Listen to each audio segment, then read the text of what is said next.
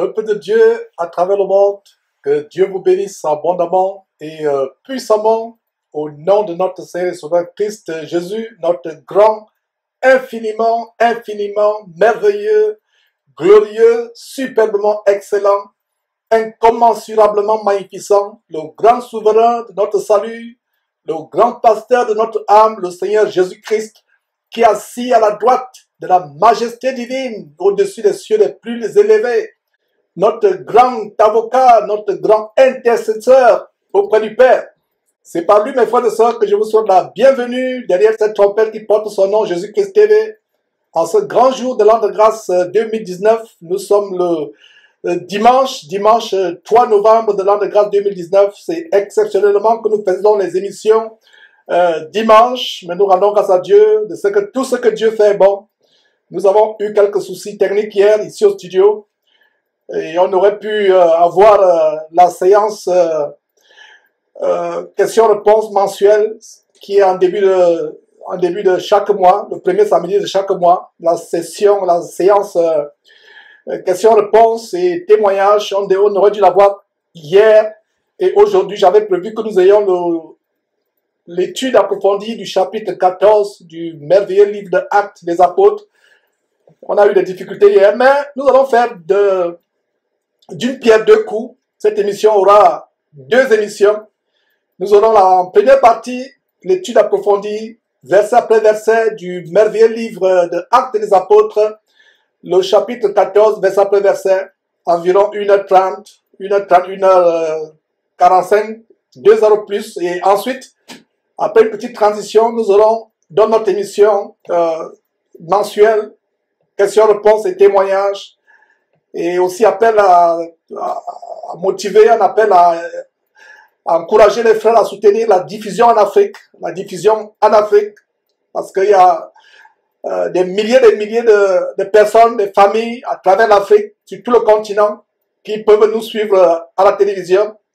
Et comme vous le savez, c'est beaucoup d'investissements, c'est beaucoup de charges pour envoyer le signal, la diffusion en Afrique depuis le studio de Houston au Texas où nous diffusons actuellement. Et j'ai la joie de vous annoncer que nous avons une nouvelle productrice, une jeune productrice qui est derrière la régie aujourd'hui. Et nous sommes dans la joie. Son nom c'est Adassa et elle a eu un petit training, une petite formation très rapide et elle est derrière la régie. Voilà. Et nous rendons grâce aussi à Dieu par rapport à tous ces équipements, nouveaux équipements qu'on a eus et les contributions des uns des autres. Le travail est beaucoup plus facile, Nous sommes toujours en train d'attendre la connexion technique des gens de Paris, des Telsat. C'est eux qui se chargeront de la connexion, du paramétrage des nouveaux équipements que nous avons reçus. Mais avec ce que nous avons déjà, mes frères, nous sommes dans la joie. Donc nous avons une nouvelle productrice derrière la régie aujourd'hui. Mes frères, très jeune. Et ma prière, c'est qu'elle continue dans la foi jusqu'à ce qu'elle se marie ou jusqu'à ce qu'elle soit plus grande, mes frères et sœurs. Donc nous sommes dans la joie. Et donc première partie, nous aurons l'étude approfondie du livre de Actes. Et en deuxième partie, nous aurons donc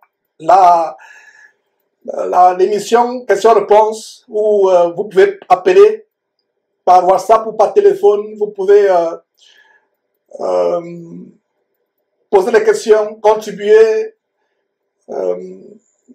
donner un témoignage, donner une parole d'édification, donner même une exhortation ou même un bref enseignement si vous êtes un frère. Et donc voilà une émission participative qu'on aurait pu faire hier. Mais avant cela, nous allons prier Dieu, quoi que ce soit que nous faisons en pensée ou en parole, nous faisons tout au nom de notre Seigneur et Sauveur Christ Jésus, en rendant par lui des actions de grâce à Dieu son Père, qui est pareillement notre Père. Donc, mes frères, je ne me fatiguerai pas de vous rappeler qu'un homme, sur la base de 1 Corinthiens chapitre 11, verset 4, ne doit pas prier ayant quelque chose sur la tête, une casquette, un béret, ou quoi que ce soit. Et mes sœurs, je ne me fatiguerai pas de vous rappeler que la femme qui prie Dieu, mes sœurs s'il vous plaît, la femme qui prie Dieu ne couvrant pas sa tête, ne voilant pas sa tête, insulte Dieu, injurie Dieu. Il serait même préférable pour vous de ne pas prier que de prier Dieu, vous, femmes, la tête non couverte, non voilée. Donc, voilez-vous, couvrez-vous, comme nous allons commencer cette émission. Et d'ailleurs, vous vous rappelez de cette émission, je vais dire de cette vidéo que nous avons postée hier ou avant-hier, comment des frères au Cameroun ont surpris une femme qui s'est d'ailleurs rébellée, remplie d'un esprit de Jézabel, une femme qui a été surprise en train de baptiser plusieurs personnes, hommes et femmes, dans une rivière au Cameroun. Et il y a un merveilleux frère qui l'a confronté et nous avons publié cela. Et c'est une vidéo qui a édifié beaucoup de personnes. Il y a eu des commentaires et un des commentaires c'était qu'il y avait des sœurs qui intervenaient en background, qui soutenaient le frère et que ces sœurs auraient dû se taire, ne pas intervenir. Et cela est juste parce que quand nous sommes dans une assemblée, un frère ou dans une campagne d'évangélisation ou dans un sermon comme c'est le cas de ce frère au bord de la rivière, s'il y a une sœur qui est là, elle doit se taire, elle ne doit pas parler parce que cette sœur qui ne faisait que parler, intervenir, malgré tout son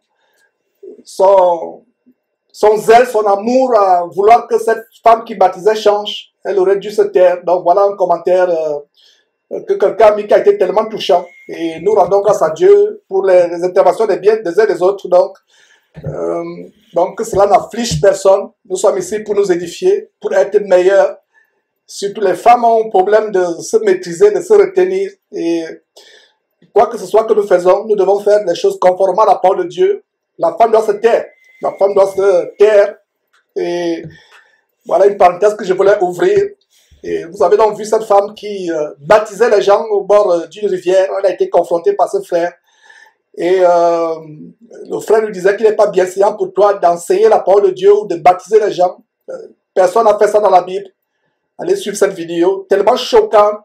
Je pouvais ressentir la consternation, la désolation, l'émoi des frères et sœurs en assistant à cette scène abominablement abominable d'une femme rebelle qui baptise les gens. Et d'ailleurs, le frère lui a dit qu'il n'est pas bien séant pour une femme d'ailleurs de prier la tête non voilée. Et elle a répliqué, cette femme rebelle qui s'est rebellée, visiblement remplie d'un esprit d'Isabelle, qui s'est rebellée en disant que la chevelure est un voile. Et c'est ainsi qu'on lui a dit, ta chevelure est un voile, n'est-ce pas? C'est que la Bible ne dit pas, mais tu n'as pas tes vrais cheveux sur la tête, c'est les faux cheveux, soit en nylon, soit les cheveux qui viennent de l'Inde sacrifiés aux démons que tu as sur ta tête. Donc tu n'as pas des cheveux sur ta tête. Elle avait des faux cheveux. Allez regarder cette vidéo, tellement choquante, mes frères et sœurs. Elle a continué, elle a été avertie, mais elle a continué. Et en parlant de chevelure comme un voile, les gens interprètent mal ce verset de 1 Corinthiens chapitre 11, lisant à partir du verset 15. Les gens interprètent ce verset comme étant la chevelure de la femme qui est un voile. Louis II a traduit ce verset par voile, mais la Bible Osterval parle de parure. D'autres Bibles parlent de ornement ou parure. Donc la chevelure n'est pas un voile pour la femme. Louis II a fait une traduction qui induit beaucoup de sœurs en erreur. D'ailleurs, même si ces sœurs avaient une vraie Bible qui parle de la Bible, de la chevelure comme étant un ornement, une parure, elles se rebelleraient toujours. Il y a des sœurs qui ont ce verset de lui qui dit que la chevelure a été donnée comme un ornement, comme une parure, mais elles continuent à se rebeller. Donc, ce verset qui induit les sœurs en erreur en disant que la chevelure est un voile, le verset est traduit par la chevelure est un ornement. La chevelure a été donnée pour une femme, a été donnée à une femme pour ornement, pour parure. C'est pour cela qu'il a dit que c'est une honte pour une femme d'avoir les cheveux coupés. Si la chevelure était un voile, donc nous les hommes, comme votre frère Georges, devraient avoir la lame Gillette tous les matins, me raser, ne même pas permettre à un petit brin de cheveux d'apparaître, mes frères et sœurs. Donc, les hommes aussi, nous avons les cheveux. Il n'est pas dit que les longs cheveux sont un voile. Pour vous qui lisez, qui avez cette version qui dit que la chevelure est un voile, il a dit la chevelure. Donc, nous les hommes, nous avons aussi la chevelure. Or, si la chevelure est un voile, donc nous les hommes, nous péchons tous les jours, puisqu'il a dit que la femme, que l'homme qui prie la tête couverte déshonore son chef. Jésus-Christ est Dieu au final. Donc voilà quelques détails. J'espère que vous comprenez Très bien, très bien. Mes frères et sœurs, ce que nous sommes en train d'expliquer. Donc voilà quelques détails. Très longue introduction, comme je vous conduis à cette prière. Voilà. Voilà, effectivement, comme Valeur TV dit, Georges, si la chevelure est un voile, cela signifie que les hommes ont aussi le voile sur la tête. Effectivement, ça montre que beaucoup de personnes ont compris cette explication. Très bonne intervention. Et voilà.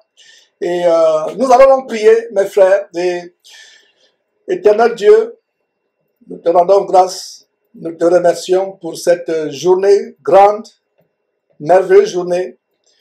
Comment tu nous as maintenu le souffle de vie, tu nous as maintenu la santé, nous te rendons grâce pour cela. Et s'il y a quelqu'un en suivant cet enseignement qui est malade, nous t'en supplions, grand Dieu, étends ta guérison, étends ta guérison, guéris toute partie de cette personne, son corps physique ou mental qui est malade, Seigneur Dieu, nous t'en supplions. Nous te remercions de tout ce que tu fais est bon. Nous avons pu faire cette émission hier. Et aujourd'hui, mais tu as voulu que les deux émissions se passent aujourd'hui en même temps. Nous te rendons grâce pour cela. Merci de ce que tu disposes les frères et sœurs à recevoir les révélations que tu as prévues. Grand Dieu, je n'aimerais pas parler de mon intelligence. Je n'aimerais pas parler de ma propre sagesse, mais j'aimerais parler inspiré par toi. Seigneur Dieu, nous t'en supplions, révèle-nous les trésors cachés dans ce chapitre 14. Révèle-nous les grandes bénédictions, les grandes révélations cachées dans ce chapitre 14 du livre de Actes. Donne-nous d'être transformés, Seigneur Dieu. Donne-nous la force de devenir meilleurs. Donne la force de fuir le péché. Donne la force d'avoir la haine du péché, le dégoût du péché. Seigneur Dieu, je te rends grâce pour tout ce que tu fais pour nous. Merci infiniment. Merci infiniment, Seigneur Dieu, pour toutes les connexions. Merci pour cette jeune sœur qui a la régie comme productrice aujourd'hui. Merci pour tout ce que tu fais pour nous, Seigneur Dieu. Merci infiniment au nom de notre Seigneur et Sauveur Christ Jésus, pour ceux qui suivent en Afrique par satellite. Merci aussi pour les moyens que tu ne cesses auxquels tu pourvois afin que cette diffusion soit possible et que cette chaîne s'éteigne en Afrique. Seigneur, merci infiniment. Au nom de Jésus-Christ. Amen. Alors, mes frères, j'aimerais vous inviter à tourner vos Bibles en Actes chapitre 14, le chapitre du jour. Nous allons avoir l'étude approfondie de ce chapitre, verset après verset. Et pour ceux qui ont des questions, attendez la deuxième partie de cette émission. Et la première partie, nous nous focalisons sur Actes chapitre 14. Commençons par le verset 1, mes frères.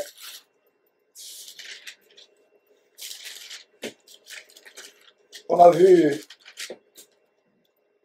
la semaine passée comment des Juifs jaloux du grand ministère de Paul et de Barnabas ont ont excité les femmes dévotes de distinction à provoquer une persécution contre Paul et Barnabas et qui furent chassés de leur territoire. Et Paul et Barnabas sortirent de cet endroit en séquant la poussière de leurs pieds. Ça, c'est comment on a fini la section sur le chapitre 13. Donc, sans plus tarder, mes frères, chapitre 14, lisons le verset 1. Il a dit Paul et Barnabas à Icône, donc verset 1, j'espère que vous y êtes. Paul, donc à Icône, Paul et Barnabas entrèrent ensemble dans la synagogue des Juifs et ils parlèrent de telle manière qu'une grande multitude de Juifs et des Grecs crurent. Et comme je l'ai dit, j'ai mis l'emphase la dernière fois.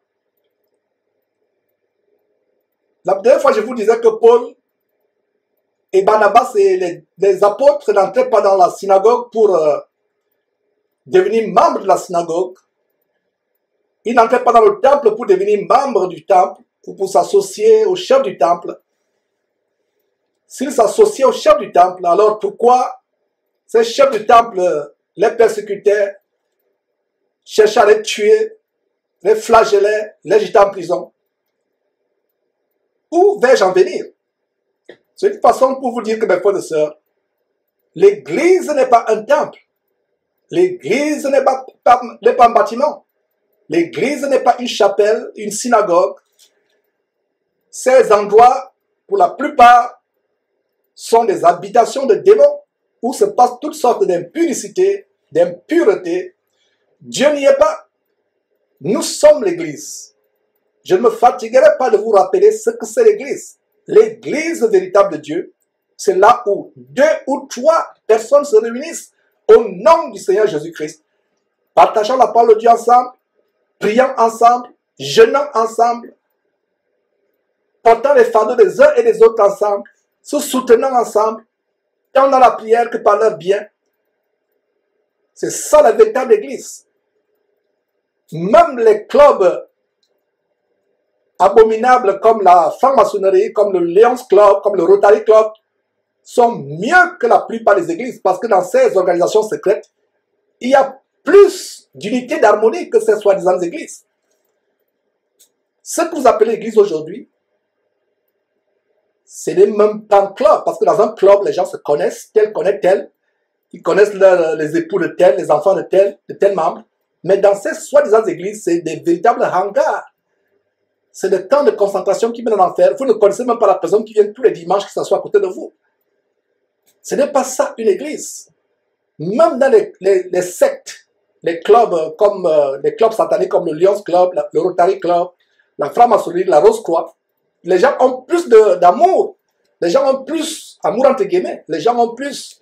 Pourquoi il dit amour entre guillemets? Dans le domaine de Satan, il n'y a vraiment pas d'amour. C'est un amour de façade. Donc dans ces sectes comme la Rose-Croix, etc., il n'y a pas d'amour. Chacun va pour ses intérêts, chacun va pour pouvoir percer dans la société, avoir une place au soleil, pouvoir faire avancer ses affaires, pouvoir avoir peut-être une position sociale élevée. Chacun va pour ses intérêts, il n'y a pas d'amour. Mais ces sectes sataniques sont, je dirais même mieux que ces soi-disant églises bâtiments.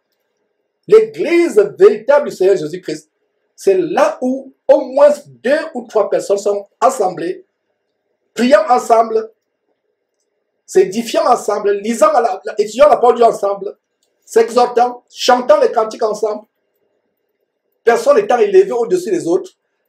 Même ceux qui sont bergers ne sont pas élevés au-dessus des autres. D'ailleurs, ceux qui sont bergers doivent être plus petits que les brebis qu'ils sont en train de paître.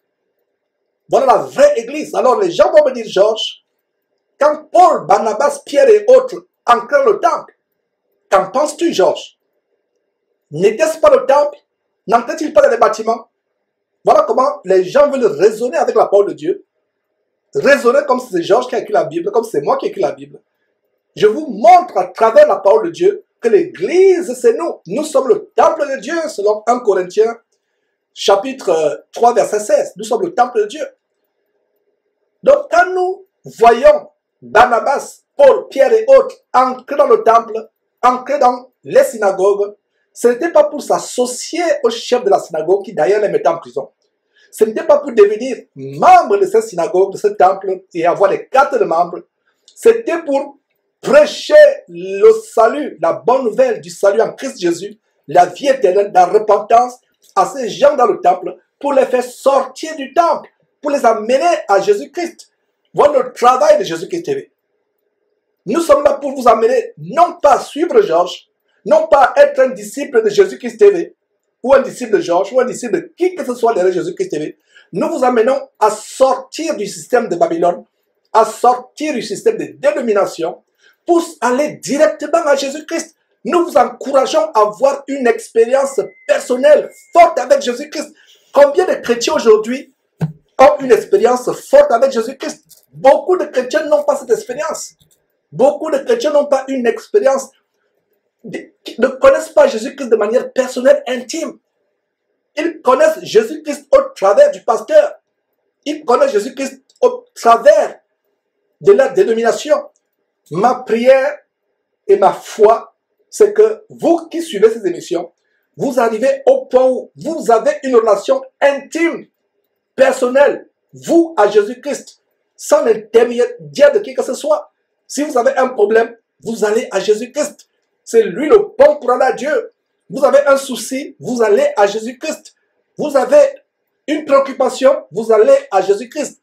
C'est pour cela que cette chaîne s'appelle Jésus-Christ TV. Ce n'est pas Georges Nama TV.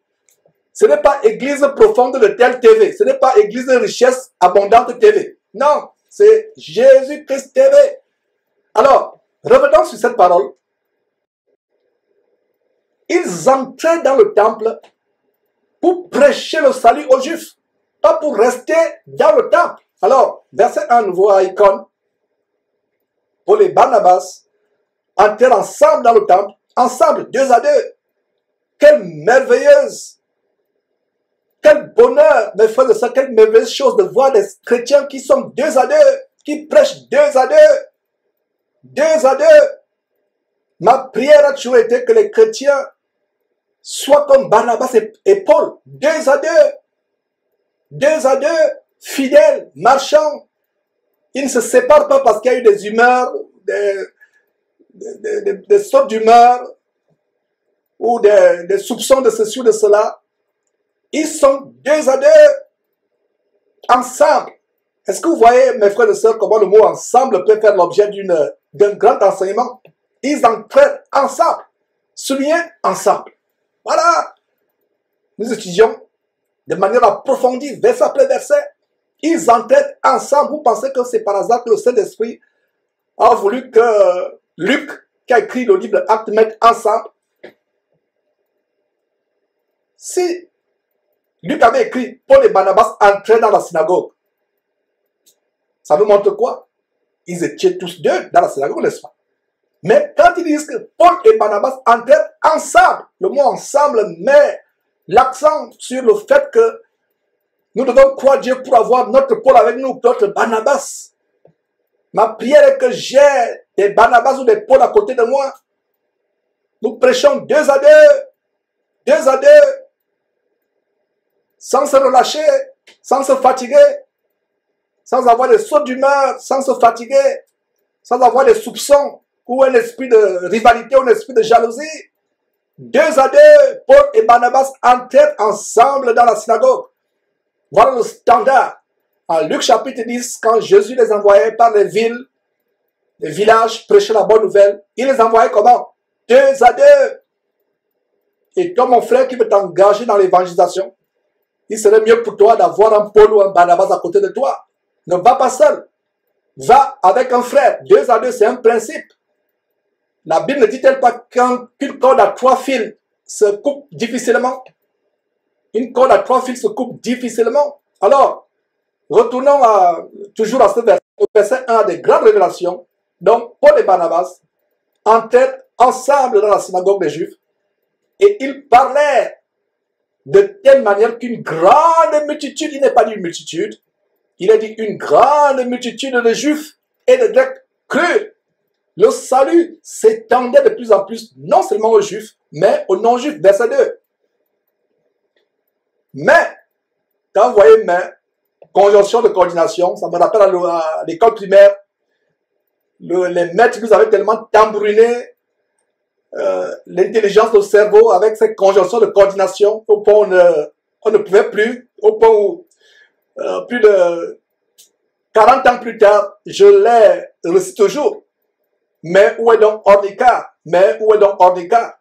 Voilà, les conjonctions de coordination. Et dans la Bible, il y a une conjonction de coordination, mais, M-A-I-S, mais, quand vous voyez mais, au début d'un verset, cela démontre le contraire de ce qu'on vient de voir. Cela démontre que ce qui se passe après ce mais est diamétralement opposé à ce qui vient de se passer, à ce qu'on a lu plus haut. Alors, verset 2, contrairement à ces juifs qui crient au verset 1, mais il y a des juifs qui ne crient point.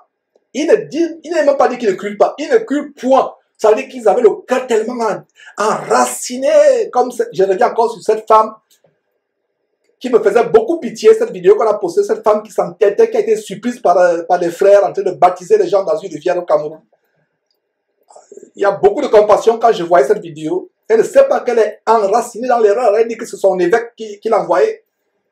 Et on lui disait bien que ton évêque ne répondra pas de toi ce jour-là. Le grand jour de la colère de Dieu où les gens qui n'auront pas obéi à la volonté de Dieu seront jugés et seront jetés en enfer, où ils brûleront éternellement dans le lac de feu et de soufre qui ne s'éteint point. Donc, contrairement aux Juifs qui crurent, verset 2, mais ceux des Juifs qui ne crurent point, au lieu de ne pas croire et de s'en aller tranquillement, qu'est-ce qui se passe? Ils excitèrent et aigrirent les esprits des païens contre les frères. Donc, ils montent les non-juifs contre les frères. Regardez à quel point Satan a rempli le cœur de ces juifs, non seulement d'incrédulité, de manque de croyance à la prédication de Paul et de Barnabas, mais qu'est-ce qui se passe? Il y a de la mimosité dans leur cœur, il y a de la violence dans leur cœur, il y a de la haine dans leur cœur, une haine au point où ils excitent, ils aigrirent, excitèrent les esprits des païens contre qui? Contre les frères. Verset 3. Ils restèrent cependant assez longtemps à Icône, parlant avec assurance. Donc, malgré cela, ils ne sont pas partis. Restons sur ce verset, s'il vous plaît. Verset 3. Ils ne furent pas ébranlés par l'excitation, par la haine, la colère de ces juifs qui excitèrent les païens. Ils ne furent pas ébranlés. Ils restèrent cependant. Cependant, c'est dit, malgré la persécution, malgré les tribulations, malgré les tourments, malgré les menaces, ils restèrent. Cependant, ils restèrent assez longtemps à Icône, parlant avec assurance. Appuyés sur qui? Sur le Seigneur. Ils n'étaient pas appuyés sur leur intelligence. Ils n'étaient pas appuyés sur leur argent. Aujourd'hui, les gens pensent que s'il n'y a pas d'argent, on ne peut pas évangéliser. Avec argent ou sans argent, nous allons continuer à prêcher l'évangile. Même nous laisser cette trompette, avec argent ou sans argent, l'évangile ne va pas s'arrêter. Ils prêchaient avec assurance. Regardez mes frères et sœurs, l'assurance qu'ils ont, malgré les tribulations, malgré les persécutions, malgré les menaces, ils ont une assurance. Ils ont une assurance. Ils ne fuient pas la ville où ils avaient des ennemis. Ils restent dans cette ville. Ils prêchent avec assurance, parlant avec assurance, appuyés sur qui? Verset 3. Appuyés sur le Seigneur. Voilà sur qui nous appuyons. Soulignez ce verset dans votre Bible. Soulignez, appuyez sur le Seigneur. Voilà, mes frères et sœurs, là, la personne sur qui nous appuyons, dans notre ministère, dans notre vie, dans chaque étape de notre vie. Voilà là où nous nous appuyons sur le Seigneur. Mon frère, ma sœur, es-tu malade? Appuie-toi sur le Seigneur. Veux-tu le travail? Appuie-toi sur le Seigneur. Veux-tu un enfant? Ta femme est stérile ou toi tu ne peux pas faire des enfants? Appuie-toi sur le Seigneur. Ne t'appuie pas sur ton intelligence. La Bible déclare, confie-toi à l'Éternel de tout ton cœur et ne t'appuie pas sur ta sagesse. Voilà, mes frères et sœurs, que cette parole soutienne, encourage, donne la foi à quiconque entre là sur maintenant. Imitons Paul, imitons Barnabas, des personnes qui s'appuyaient sur le Seigneur dans tout ce qu'ils faisaient. Ils évangélisaient en s'appuyant sur le Seigneur. Ils n'avaient pas peur des ennemis parce que leur confiance reposait sur le Seigneur. Ça me rappelle ce grand cantique, ce que nous aimons chanter quand nous réunissons. En Christ est mon espérance, sa justice est mon assurance. Voilà, la justice de Dieu est notre assurance par Jésus-Christ. Tout autre abri est périssable, tout autre asile n'est que du sable. Tout autre abri n'est que du sable. Tout autre asile, tout rempart n'est que périssable. Jésus-Christ est une forteresse, un rempart, un abri pour ceux qui se confient en lui. Quand tu te confies en Jésus-Christ, mon frère, ma soeur, les sorciers ne peuvent rien te faire. Le plus grand sorcier du monde ne peut rien te faire. Même Satan lui-même a peur de toi quand il sait comment tu as une foi inébranlable en Jésus-Christ. Oh, mes frères et sœurs, est-ce que vous voyez comment Paul et Barnabas au verset 3, ils parlaient avec assurance. Ils ne sont pas sortis d'Icône. Ils savaient qu'ils pouvaient mourir. Ils sont restés à Icône. Ils parlaient avec assurance. Verset 3 nous dit quoi? Appuyez sur le Seigneur. Et que faisait le Seigneur? Le Seigneur, il a dit, le Seigneur rendait témoignage à la parole de sa grâce et permettait qu'il se fît par leurs mains des prodiges et des miracles. Ne sortons pas de ce verset, mes frères et sœurs. Restons sur ce verset. Qui rendait témoignage? Ce n'est pas un homme. C'est le Seigneur lui-même qui rendait témoignage. Aujourd'hui, nous voulons le témoignage des hommes. Ah, Georges est un grand ancien. Oh, Georges fait ceci. Oh, tête. C'est vous qui envoyez des compliments.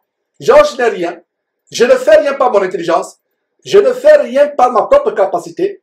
Je n'ai de capacité que le Seigneur. Je m'appuie. Je m'efforce de m'appuyer sur le Seigneur. C'est bien comme j'ai corrigé. Je m'efforce. Parce qu'à un moment, il y a des moments où la chair est faible. Mais je m'efforce de m'appuyer sur le Seigneur. Je m'appuie sur le Seigneur. Et voilà ce qu'il faisait. Verset 3.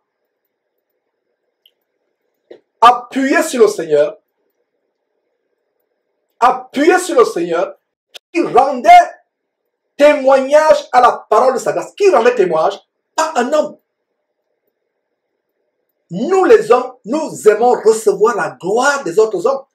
Nous aimons recevoir. D'ailleurs, on va voir comment Paul et Barnabas ont rejeté la gloire qu'on voulait leur apporter après avoir délivré un impotent. Nous les hommes, nous avons cette propension, cette tendance à rechercher la gloire. Mais ici, ce n'est pas des hommes qui rendaient témoignage au ministère de Paul et de Barnabas, qui rendaient témoignage. Il est dit, ils étaient appuyés sur qui? Sur le Seigneur Jésus-Christ, qui rendait témoignage à la parole de sa grâce et qui permettait qu'il se fît quoi? Par leurs mains des prodiges et des miracles. Très grande révélation qui permettait que Paul et Barnabas fassent des prodiges et des miracles par leurs mains. Qui permettait cela? C'est les pouvoirs du vaudou. C'est les bagues magiques de J.P. Makanzou et autres. C'est les acteurs de cinéma, comme les femmes qui ont des bras avec des ventouses, des bras malades depuis la naissance et qui viennent utiliser ces bras pour simuler des guérisons. Ils mettaient des blocs de glace au pied des gens pour simuler le pied pourri, comme Charles Passot. Est-ce qu'ils faisaient coucher les gens dans les cercueils pour que les gens simulent qu'ils sont morts pour les ressusciter après comme Alphonse Lukao? Non. C'est Jésus-Christ qui permettait qu'il se fît par leurs mains des prodiges et des miracles. Quelle Bible lisez-vous? Vous chasseuses et chasseurs de miracles, vous qui parcourez la terre, vous traversez les continents, les océans, pour chercher un pasteur qui peut faire des miracles. Confiez-vous à Jésus-Christ, appuyez-vous sur Jésus-Christ. Ce verset nous montre que leur assurance était quoi? Était le Seigneur Jésus-Christ. Ils étaient appuyés sur le Seigneur, qui non seulement rendait témoignage à la parole que Paul et Barnabas prêchaient, mais le Seigneur Jésus aussi et surtout permettait que Paul et Barnabas, par leurs mains, fassent des prodiges et des miracles. Voilà une grande révélation qui nous montre que quand vous opérez un miracle, ce n'est pas par votre propre force. Si vous opérez un miracle, vous commencez à vous dandiner, à vous vanter comme J.P. Makanzou. Quand il fait un soi-disant miracle, il se vante, il commence à dandiner. C'est la preuve que c'est soit de la comédie, soit c'est les esprits de vaudou, soit c'est les bagues magiques, etc., les cannes magiques. Et comme on les dénonce de plus en plus, ils n'ont plus de ces bagues, ils les mettent dans la poche ou dans le sous-vêtement pour qu'on ne voit pas. Pourquoi on ne voit pas? Ce faux pasteur qui a mis une bague qui va vous imposer les mains, dites-lui, pasteur, j'ai suivi sur Jésus-Christ TV que les pasteurs ont les fausses bagues qui font trembler les gens, qui font tomber les gens. Enlevez cette bague avant de prier pour moi. Il ne va pas enlever. Pour quel but un homme de Dieu aura une grosse bague? Pour faire quoi? Pour se faire voir. Un homme de Dieu ne se fait pas voir. Donc, voilà, mes frères et sœurs, verset 3 à nouveau.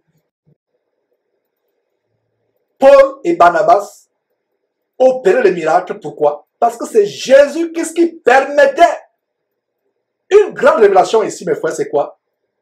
Un miracle ne va pas se passer sans que Jésus-Christ, ni son Père, Dieu, notre Père et son Père, ne permettent. Et ça m'amène à quoi? D'ailleurs, je l'ai toujours dit. Quand un faux pasteur annonce des nuits de réveil, il annonce d'avance qu'il y aura des miracles. Il annonce d'avance qu'il y aura des délivrances. Nuit de ceci, nuit de cela. Regardez leurs affiches. Il n'y a même plus Jésus sur leurs affiches. Il n'y a plus Dieu sur leurs affiches. Dieu, avant c'était Jésus en minuscule sur leurs affiches. Leurs noms étaient en majuscule, les affiches géantes. Regardez un peu dans vos villes, Douala, Yaoundé, Dakar, Libreville, Kinshasa, Lagos, etc. Leurs affiches géantes. On ne voit pas Jésus-Christ, on voit le nom en caractère géant. Jésus-Christ n'est même pas sur l'affiche. Et un pasteur qui annonce avec assurance qu'il y aura des miracles, quelle est son assurance? Il s'appuie sur quoi? Puisque Dieu est souverain. Regardez le verset 3 qui nous dit que Jésus permettait qu'il se fasse des miracles. Grande révélation dans ce verset. Mes frères, suivez attentivement ces enseignements sur Jésus-Christ TV. Envoyez-les à vos frères, à vos amis, à vos camarades, à vos collègues. Ils auront les yeux ouverts comme vous. Est-ce que vous saviez qu'il y avait une révélation au verset 3 qui nous montre que tout miracle que quelqu'un opère, tout miracle qu'un chrétien opère, si Jésus n'a pas permis, il ne le fera pas. Alors, comme Jésus ne permet pas que la plupart des miracles de ces faux pasteurs abominables se passent, qu'est-ce qu'ils font? Ils contournent Jésus-Christ. Ils ne s'appuient plus sur Jésus-Christ. Ils s'appuient sur quoi? Sur le vaudou, les mamiwata ou sirènes des eaux, les esprits de sirènes des eaux. Ils s'appuient sur les acteurs de cinéma qui recrutent des comédiens pour venir simuler. Comme ça, Baraka Mogosho qui se retrouve en prison au Congo, Congo-Brazzaville. Il est parti du Congo RDC pour venir simuler des guérisons. Aujourd'hui, il fait face à la foudre de la justice brazzavilloise. Et si tous les pays étaient comme le Congo-Brazzaville, parce que c'est une escroquerie. Vous recrutez quelqu'un, vous dites à la personne, faites comme si vous étiez fou. Habillez-vous en haillon, avec les cheveux sales, venez, dimanche, on va faire comme si on va prier pour vous. Et vous serez guéri. Et on va faire croire que vous étiez fou. Venez étant sale, salivant, faisant sortir la bave, mangeant la poussière, faites tout ce qu'un fou peut faire pour que les gens soient vraiment convaincus que vous êtes fou. Et quand vous viendrez, je vais faire ma magie et mes simulations et vous allez revenir dans votre bon sens et on va dire que c'est Dieu qui vous a guéri. Il ne s'appuie pas sur le Seigneur, c'est normal. Quelqu'un qui est rempli de péché, qui vit dans l'adultère, dans l'escroquerie, vous vendant les prières, vous vendant les huiles d'onction, etc., vendant toutes sortes de choses, désobéissant au commandement de Jésus, qu'est-ce qu'il a dit? Vous avez reçu gratuitement, donné gratuitement. Quelqu'un qui désobéit au commandement de Dieu, Dieu ne peut pas permettre qu'il fasse des miracles. Alors, comme ils ne font pas des miracles, qu'est-ce qu'ils font? Ils vont au Bénin, ils vont au Togo, ils vont au Nigeria, ils vont en Haïti prendre les pouvoirs de vaudou. Ici, les pactes avec les sirènes des eaux ou d'autres démons. Mais les démons, principalement, qui recherchent les démons marins ou les démons des rivières ou des fleuves. Et comme je disais en passant, je reviens encore sur cette femme qui m'a fendu le cœur, qui s'est entêtée à baptiser les gens. Si dans une rivière, vous permettez qu'une femme vous baptise, inconsciemment, sans que vous le sachiez, sans que cette femme qui vous baptise le sache, inconsciemment, c'est une porte ouverte aux esprits marins qui sont dans la rivière pour entrer en vous et entrer aussi dans la femme qui baptise. Si vous doutez, suivez les témoins des gens qui ont été baptisés par les femmes. Certains voient des esprits des eaux qui les poursuivent la nuit de manière constante. Vous pensez que c'est un hasard? D'autres voient des femmes qui viennent coucher avec eux, hommes ou femmes, ou des hommes qui viennent coucher avec eux, hommes ou femmes. Vous pensez que c'est par hasard? Brisez tout baptême que vous avez reçu des mains d'une femme. Une femme n'a pas l'autorité de baptiser. Je ferme la parenthèse. Alors, verset 3, grande relation au verset 3. Paul et Barnabas restent à Icône assez longtemps, malgré les menaces. Ils parlent avec assurance.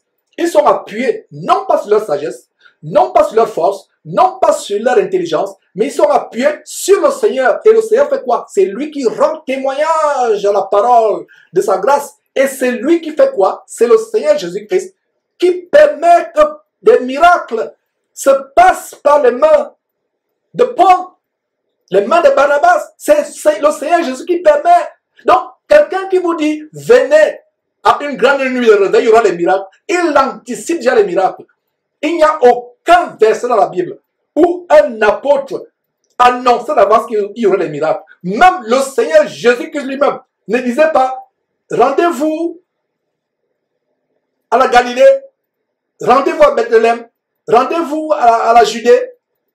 Dans une semaine, je viendrai et il y aura des miracles. Non, même Jésus-Christ lui-même, le jour où il délivre Lazare, qu'est-ce qui se passe? Il prie Dieu son Père. Il lève les mains au ciel, il lève les yeux vers le ciel. Il prie Dieu son Père. Il demande la permission. Même Jésus-Christ demande la permission. Voilà un grand élément de discernement, mes frères et sœurs, pour savoir qu'aucun miracle ne peut se passer si Dieu ne le permet. Donc, quand vous voyez les affiches, grande nuit de percée financière, grande nuit où les femmes trouveront les maris, où les maris trouveront les femmes, grande nuit où les gens auront des enfants, grande nuit où les gens auront les visas pour aller aux États-Unis, grande nuit où les gens auront des percées financières, des affaires qui vont explorer, il y aura des miracles, les paradis vont marcher. C'est une publicité de féticheurs. Quand vous voyez les Charles Soba et autres font faire cette nuit, ces gens de casarement, cette poubelle spirituelle, faire ces choses, c'est la poubelle spirituelle. C'est la pourriture spirituelle. C'est le caniveau. C'est la fausse sceptique spirituelle. Dieu n'y est pas. Et vous qui allez à cette veillée, ou quelqu'un annonce sur Facebook, sur WhatsApp, qu'il y aura une grande veillée, telle ville, tel quartier, tel carrefour, tel stade, telle salle de conférence, il y aura des grands miracles. Vous y allez, vous allez récolter des tonnes et des tonnes de légions et des légions de démons. Vous sortez de là, c'est pour là qu'après il y a des accidents de circulation. Beaucoup sont morts. Il y a des femmes qui ont des fausses couches. Les gens font des accidents. Vous partez de là, vous n'avez pas de problème dans votre ménage avec votre mari ou votre femme. Après cette nuit de réveil, il y a des querelles. Vous êtes parti récolter des légions de démons qui amènent le divorce. Voilà maintenant, bagarre, engueulade tous les jours. Vous n'avez jamais expérimenté ces choses. Où les enfants deviennent rebelles. Toutes sortes de choses. J'espère que mes frères et sœurs, ces enseignements vous ouvrent les yeux. Regardez le verset 3. Le verset 3 nous montre quoi? Si Jésus ne permet pas que son disciple fasse des miracles, il n'y aura pas de miracles. Grande révélation. Même Jésus qui lui-même priait son Père, il dit quoi? Père, je ne suis pas venu pour faire ma volonté à moi, Jésus-Christ, mais je suis venu pour faire ta volonté à toi, Dieu Père éternel. Même Jésus-Christ demandait le feu vert de Dieu avant d'opérer une délivrance, avant d'opérer un miracle. Combien de personnes que Jésus a rencontrées qui n'ont pas pu guérir? Et ces gens qui font des miracles, ils vous disent qu'ils peuvent rallonger la main d'une personne qui est la main d'une personne, alors que c'est le cinéma. Ils disent qu'ils peuvent guérir un pied pourri. Pourquoi ils ne se rendent donc pas dans les hôpitaux? Puisqu'ils font des miracles de manière impulsive, pourquoi ils ne se rendent pas dans les hôpitaux? Regardez tous ces pasteurs qui défilent sur Casalement. Ces pasteurs qui défilent sur enseignement.com, EMCI, toutes ces chaînes abominables que vous recevez en Afrique à la télévision, ces chaînes YouTube, avec les JP Mapanzou, je ne sais pas quoi. Si ces pasteurs faisaient des miracles, des vrais miracles, pourquoi ne vont-ils pas dans les hôpitaux? Il n'y aurait même plus des hôpitaux. Tous les hôpitaux d'Afrique fermeraient parce qu'il n'y aurait plus de malades. Est-ce que vous comprenez, mes frères de sœurs? Si je dis ces choses, c'est pourquoi? C'est pour titiller le bon sens, parce que beaucoup n'ont plus le bon sens. Beaucoup de soi-disant chrétiens ont perdu leur bon sens, ont perdu leur discernement. Beaucoup de chrétiens n'ont plus la jugeote. C'est pour ça que j'insiste sur ces choses. Alors, verset 3 nouveau, regardez comment le verset 3, mes frères et sœurs, nous amène à montrer des grandes choses, des révélations. Alors, verset 3, disons à nouveau une dernière fois et on poursuit. Il restait cependant assez longtemps à Icône,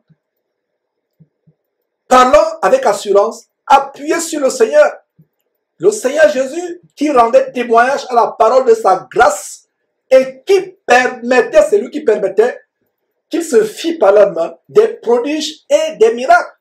Verset 4. La population de la ville se divisa.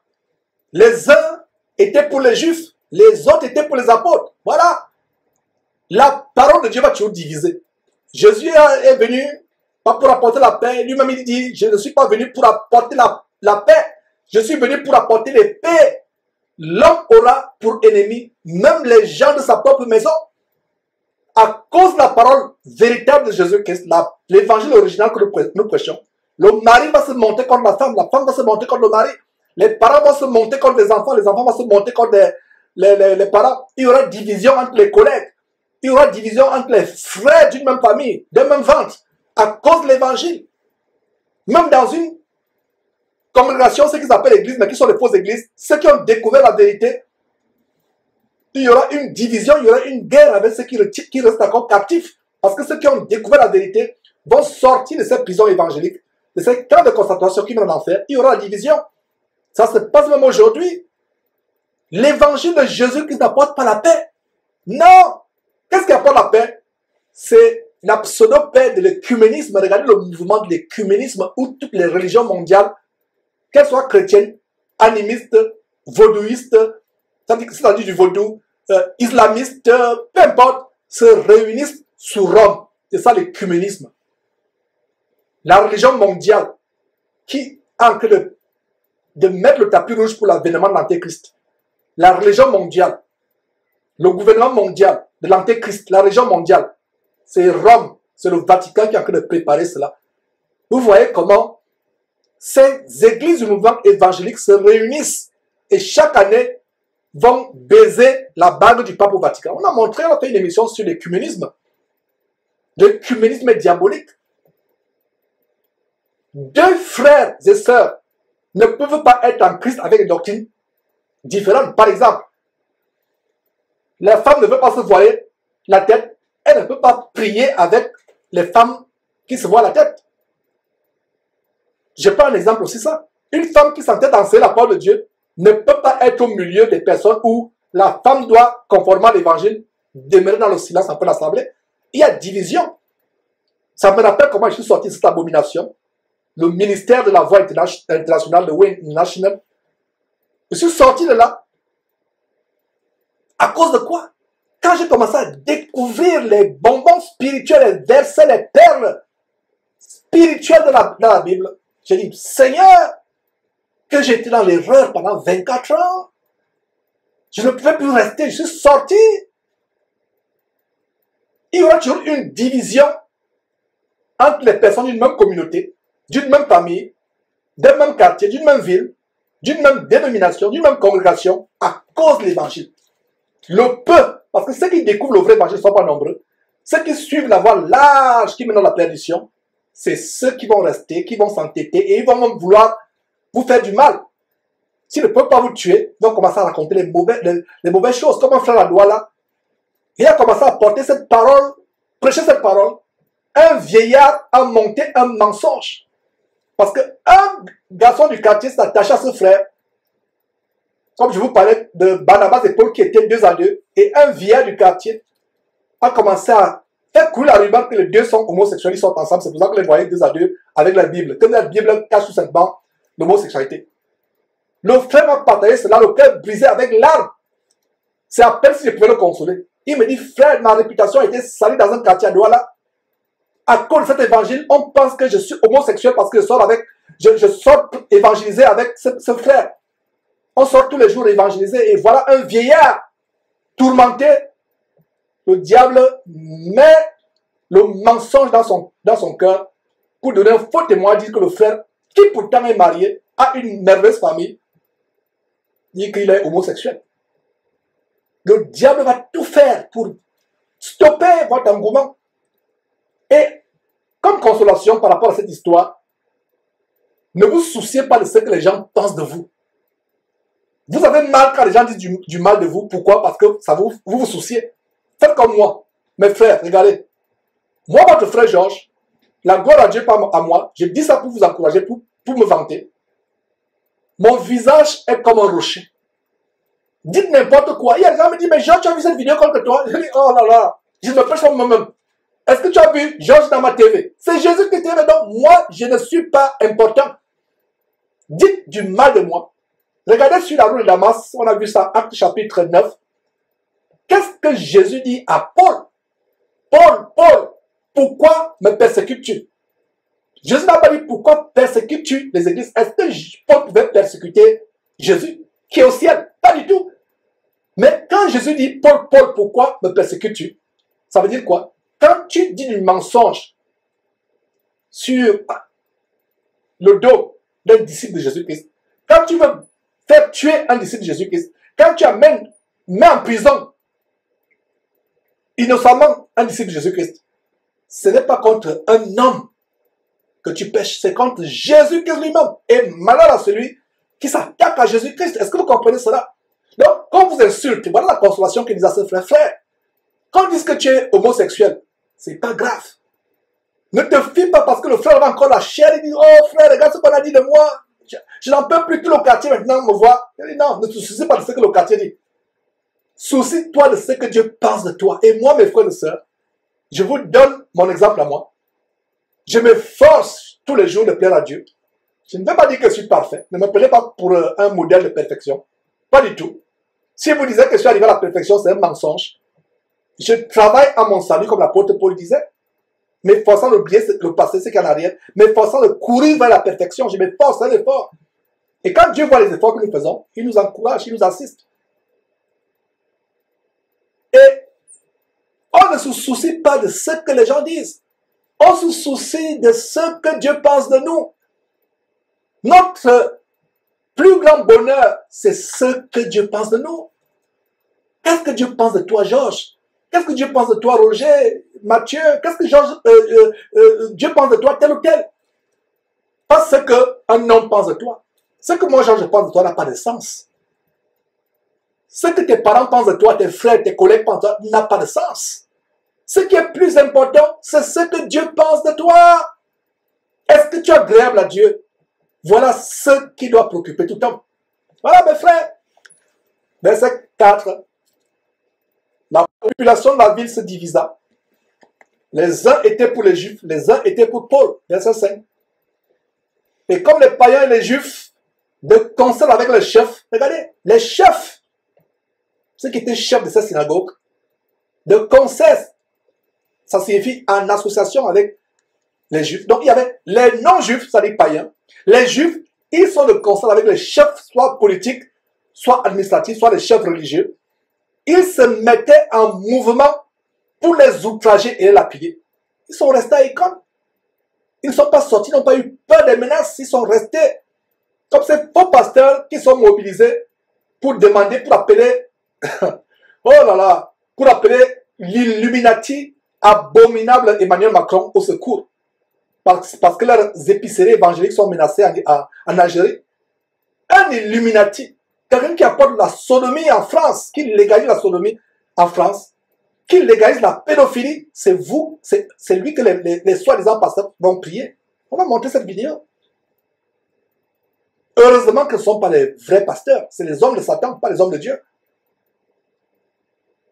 Paul a appelé au secours les chefs religieux. Regardez, ce sont plutôt les chefs religieux, politiques, administratifs, judiciaires, qui se mettent en mouvement pour faire quoi? Pour les outrager. Nous sommes au verset 5.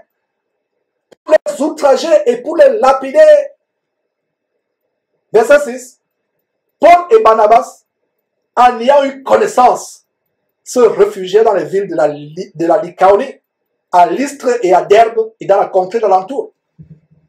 Ils ont eu connaissance. La parole de connaissance. Bien plaise à Dieu, nous allons approfondir les 9 ou 11 manifestations de l'esprit qui sont énumérées à 1 Corinthiens chapitre 12. Il y a une manifestation qui s'appelle la parole de connaissance. Dieu peut vous montrer des choses qui se passent que vous ne connaissez même pas. Jérémie chapitre 33 verset 3 nous donne une grande promesse. Jérémie chapitre 33 verset 3.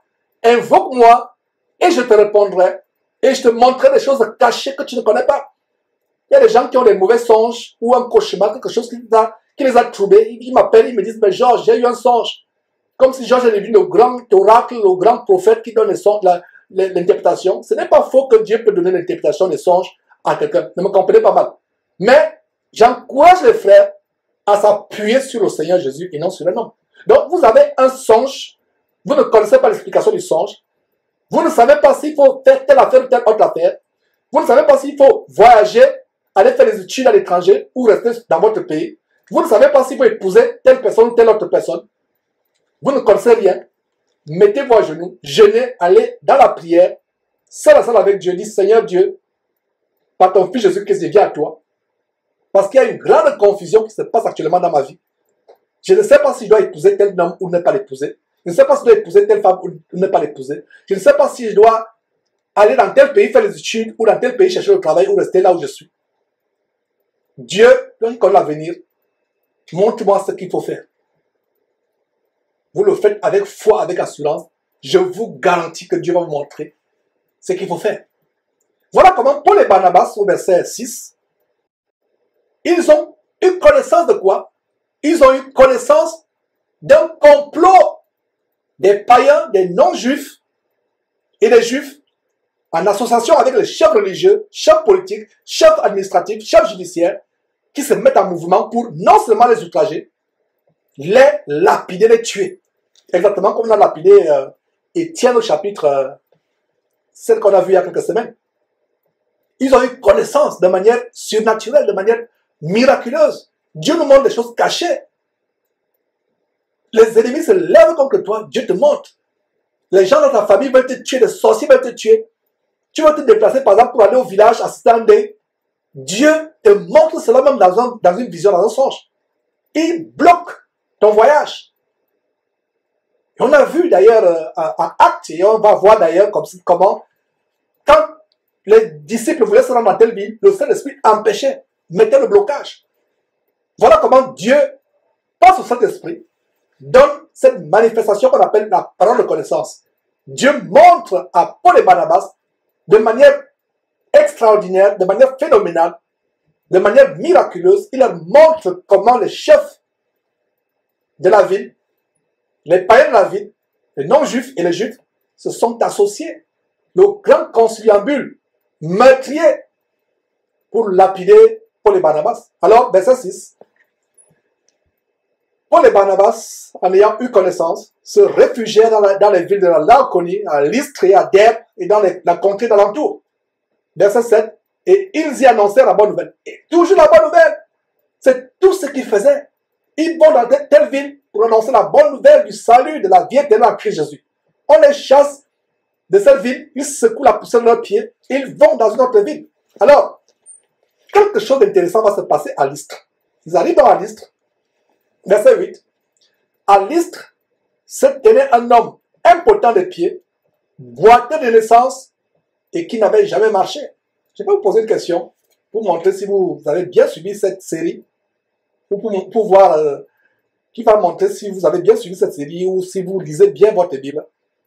Quel est le premier miracle depuis la naissance de l'Église dans Actes chapitre 2?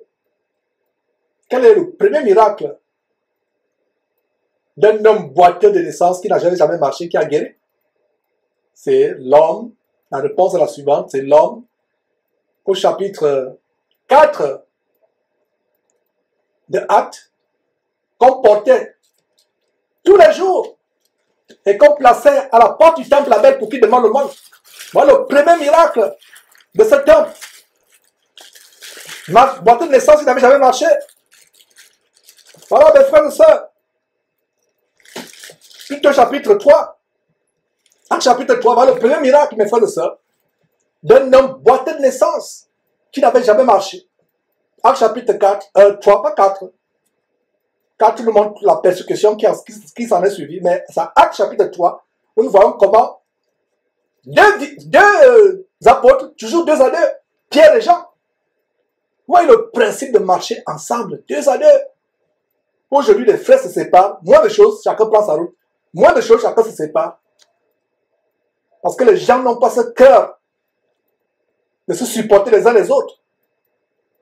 Les gens sont tellement susceptibles, moins de choses, chacun prend sa route. Les nerfs à fleur de peau. Toujours 2 par 2, donc le premier homme dans l'église naissante en Actes, boîte de naissance qui est délivrée. L'homme qu'on portait, qu'on plaçait à la porte du temple appelé la Belle, pour qu'il demande le monde. Il a été miraculeusement guéri par qui? Par Pierre et Jean. Pierre, fixant les regards sur lui, a dit, je n'ai ni or ni argent, mais ce que j'ai la puissance en Christ Jésus. Lève-toi et marche. Et cet homme, d'un coup, s'est mis à marcher. Il entra dans le temple, on le voyait sauter de joie, glorifier Dieu. Tu peux lire ça, Actes chapitre 3. Retournons à ce qui se passe dans Lystre. Actes chapitre 14, verset 8. À Lystre se tenait assis un homme impotent des pieds, boiteux de naissance, qui n'avait jamais marché. Verset 9. Il l'écoutait parler Paul. Et Paul, fixant les regards sur lui, et voyant qu'il avait la foi pour être guéri, verset 10, dit d'une voix forte, lève-toi, droit sur tes pieds. Il se leva d'un bond et marcha. Mes frères et sœurs, nous allons décortiquer point par point. Je ne veux même pas qu'on quitte sur ces deux versets. Restons sur ces deux versets du côté de la régie. Verset 9 et verset 10. Je vais vous démontrer les grandes révélations de comment le miracle de Dieu se produit. Verset 9, quelle est la première révélation? C'est que, quelle est la première révélation? La première révélation, c'est que cet homme écoutait Paul. Il a écouté. Qu'est-ce que Paul prêchait? Paul prêchait le salut en Christ Jésus. Paul prêchait la guérison en Christ Jésus. Paul prêchait les miracles. Il prêchait ce que Jésus-Christ est venu accomplir sur la croix pour nous. C'est par ses meurtrissures que nous sommes guéris.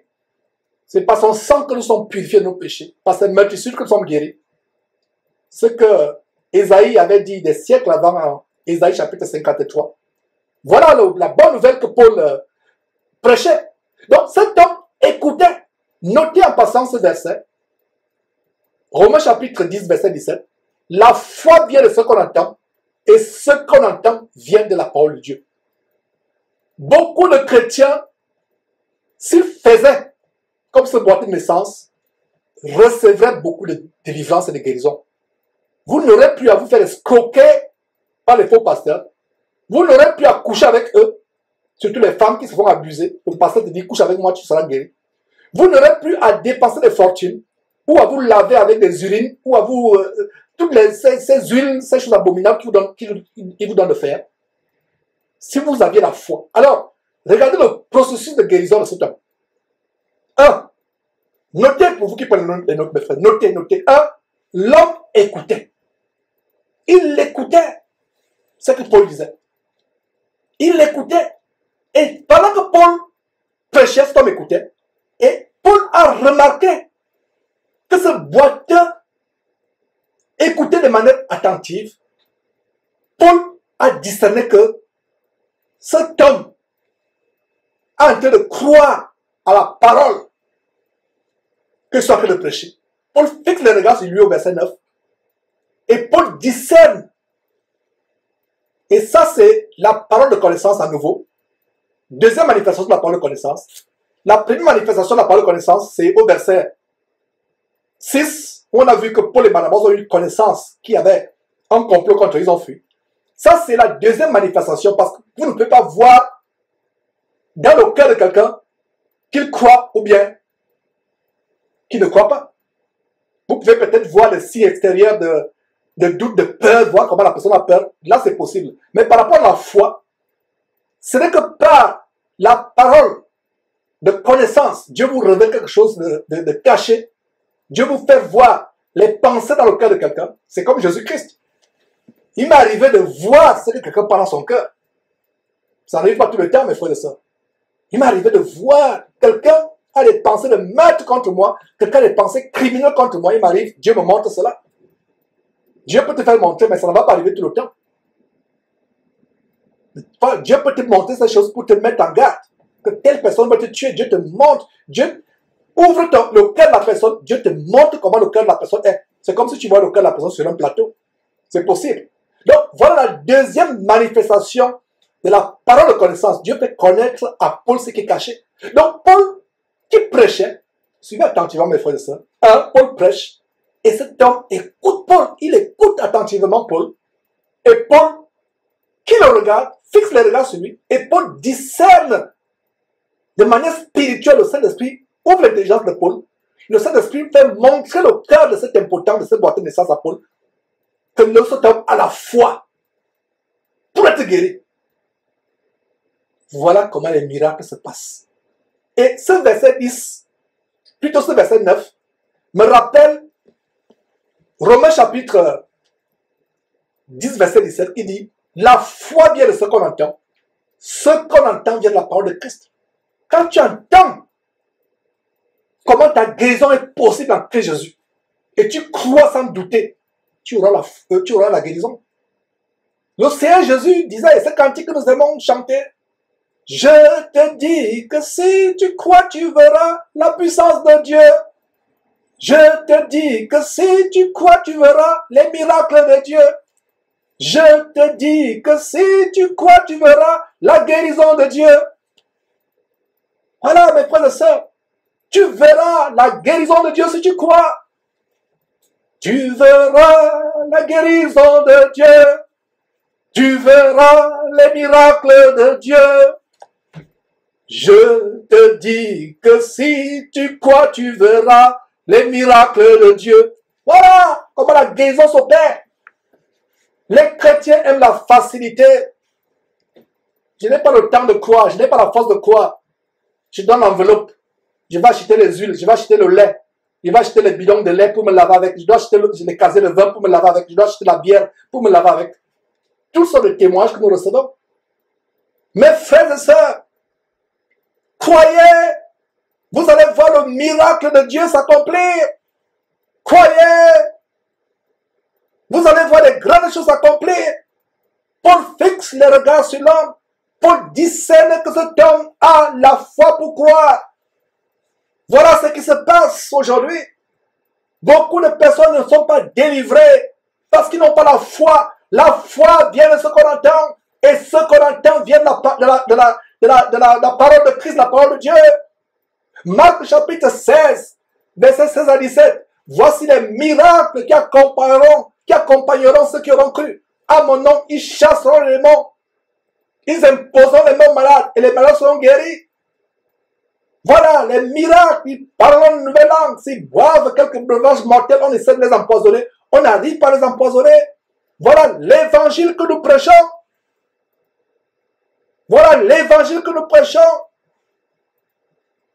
Et c'est l'évangile, mes frères et sœurs, que nous prêchons. L'évangile vrai. Les gens aiment la facilité. Les gens aiment aller de bonbons passeurs à bonbons passeurs. On aime les chocolats pasteurs, caramel pasteur, bonbons pasteurs. Mais les gens n'aiment pas l'évangile pur. La Bible ne dit-elle pas d'ailleurs que dans les derniers temps, quelques-uns auront la démangeaison d'entendre des choses agréables et s'attacheront à une foule de faux pasteurs, de faux docteurs, de faux prophètes, de faux pasteurs pour leur propre ruine. Pour leur propre ruine. Mes frères et sœurs, retournons à Actes chapitre 14, verset 9. Quelque chose de terrible va se passer. Paul prêche la parole de Dieu. Ce boiteux de naissance, cet homme impotent qui n'avait jamais marché. Il écoute attentivement. Paul, c'était une foule. C'était nombreux. Mais pourquoi Paul a été attiré par cet homme? Parce que cet homme qui était boiteux de naissance ne se souciait même plus de ses pieds qui ne pouvaient pas marcher. Il était captivé, permettez-moi l'expression, accroché aux lèvres de Paul. Il était en train de boire la parole de Dieu qui sortait de la bouche de Paul. Des fleuves d'eau vive coulaient en son sang. Il avait soif d'écouter. Son âme tressaillissait de joie en écoutant la bonne nouvelle de l'évangile de Christ qui sortait de la bouche de Paul. Et Paul fixe le regard sur lui. Paul discerne que cet homme a la foi pour être guéri. Comment Paul a su? Je vous l'ai expliqué. Parole de connaissance. Le Saint-Esprit a ouvert l'intelligence de Paul, a fait voir à Paul au cœur de cet homme. Paul a vu qu'il pouvait être guéri. Quelle est la leçon pour vous, véritable serviteur de Jésus-Christ qui peut-être désirait opérer la guérison. L'opération de la guérison ne dépend pas de vous. Nous avons vu plus haut que le Seigneur Jésus permettait qu'il se passe des miracles. Voilà la première révélation sur comment les miracles se passent. Sur la base de ce verset 9, restons sur ce verset 9. La base de ce verset 9 nous montre que vous pouvez tout faire. Quand quelqu'un ne croit pas, il ne va pas être guéri. Voilà une autre leçon, mes frères et sœurs. On a vu plus haut une première leçon à savoir que tout miracle qui se passe, c'est Jésus qui permet. Deuxième leçon ici, c'est que, deuxième leçon, la personne qui reçoit la guérison ou la délivrance doit croire. Il y a des gens qui m'appellent. Je reçois plusieurs appels par jour, plusieurs messages par jour. Les gens me disent, Georges, s'il te plaît, prie pour moi, fais ceci. La première chose que je demande à ces gens, tu n'as pas besoin d'être guéri de ta maladie ou d'être délivré de ces démons qui te tourmentent. Demande à Dieu une seule chose, de te donner la foi, parce que mon frère, ma soeur, je discerne que tu n'as pas la foi. Tu vis dans le doute, dans la peur, dans les inquiétudes constantes et incessantes. Voilà. Voilà ce qui se passe pour que le miracle s'opère. Nous devons demander le feu vert à Dieu. Et quand Dieu donne le feu vert, nous qui prions pour la personne, nous avons la foi que la personne doit être guérie. Va être guérie. Et la personne aussi qui prie, pour qui nous prions, la personne pour qui nous prions, je répète, doit aussi avoir la foi. Donc il y a une rencontre de foi. La foi de la personne ou des personnes qui prient se rencontre avec la foi de la personne pour qui on prie. Ça produit l'explosion qui entraîne la guérison et la délivrance. Je réponds à mes frères et sœurs, voici comment on opère la vraie guérison, le vrai miracle de Dieu. La personne qui reçoit la délivrance, ou qui veut recevoir la délivrance, ou qui veut recevoir la guérison, croit. Les personnes qui prient pour sa guérison, pour sa délivrance, croient aussi. Et les deux croyances se rencontrent. Il y a impact, explosion, ça produit le miracle. Voilà les principes bibliques. Vous ne pouvez pas vous écarter de cela. Prions Dieu que Dieu nous donne la foi. Même les disciples de Jésus-Christ, quand ils marchaient avec Jésus-Christ, à un moment, ils disaient, Seigneur, augmente la foi. Voilà l'exemple de miracle, l'exemple de délivrance de quelqu'un qui avait la foi. Et d'où est venue la foi? Je reviens encore. Notez ce verset.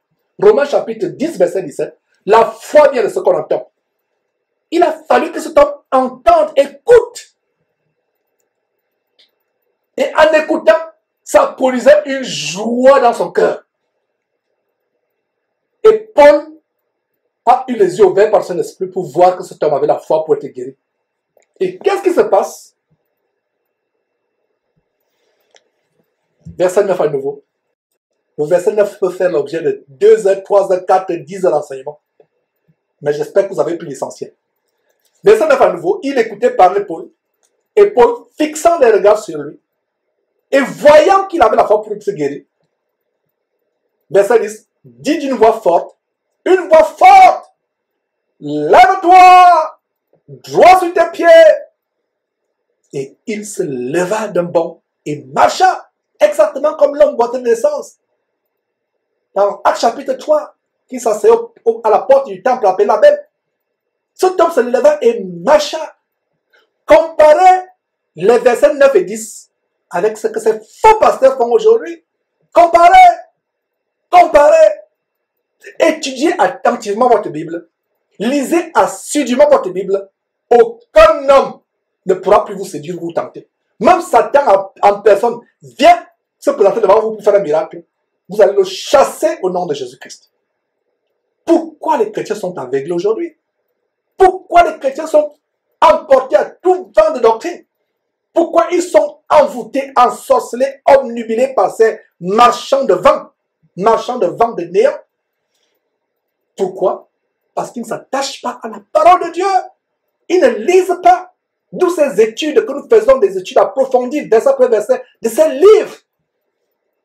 pour vous montrer comment la puissance de Dieu, la puissance de délivrance ou de guérison s'opère par votre foi. Et il faut que Dieu permette. La foi renverse les montagnes. Jésus a dit, rien n'est impossible à celui qui croit. La foi est importante. S'il y a une chose que tu dois demander à Dieu, mon frère, ma soeur qui m'écoute, ne demande pas à Dieu la guérison. C'est pas mauvais. Ne me comprenez pas mal, c'est pas mauvais. C'est pas interdit. C'est même bien de demander à Dieu la guérison, le soutien dans la maladie, peu importe ce que vous demandez. Mais comprenez-moi très bien. Ce qui est plus important à demander, c'est la clé qui ouvre toutes les portes de la guérison des maladies, de la délivrance. Cette clé s'appelle la foi. Voilà ce que vous devez demander. Comment est la foi? La foi est comme une clé qui ouvre la porte principale de la maison. Et quand la porte principale de la maison est ouverte, toutes les portes s'ouvrent automatiquement. Je reprends. La foi, le Saint-Esprit met dans mon cœur de vous expliquer avec cette analogie par rapport à la clé. La foi est la clé qui ouvre la porte centrale de la maison. Quand vous avez ouvert cette porte centrale, toutes les autres portes, les pièces des chambres, les toilettes s'ouvrent automatiquement. Voici ce que font les chrétiens. Au lieu de demander cette porte, cette clé principale, qui va ouvrir non seulement la porte principale, mais faire déclencher, faire ouvrir les autres portes automatiquement, les chrétiens demandent des clés individuelles. La clé de la porte de la guérison, la clé de la porte de la délivrance, la clé de la porte des problèmes financiers, la clé de la porte... Non! Vous voulez plutôt les clés, vous vous focalisez, mes frères et sœurs, sur des clés, des sous-clés. Demandez la clé maîtresse qui est la foi. Demandez à Dieu de vous donner la foi que Jésus avait. Mes frères et sœurs, votre vie ne sera plus la même.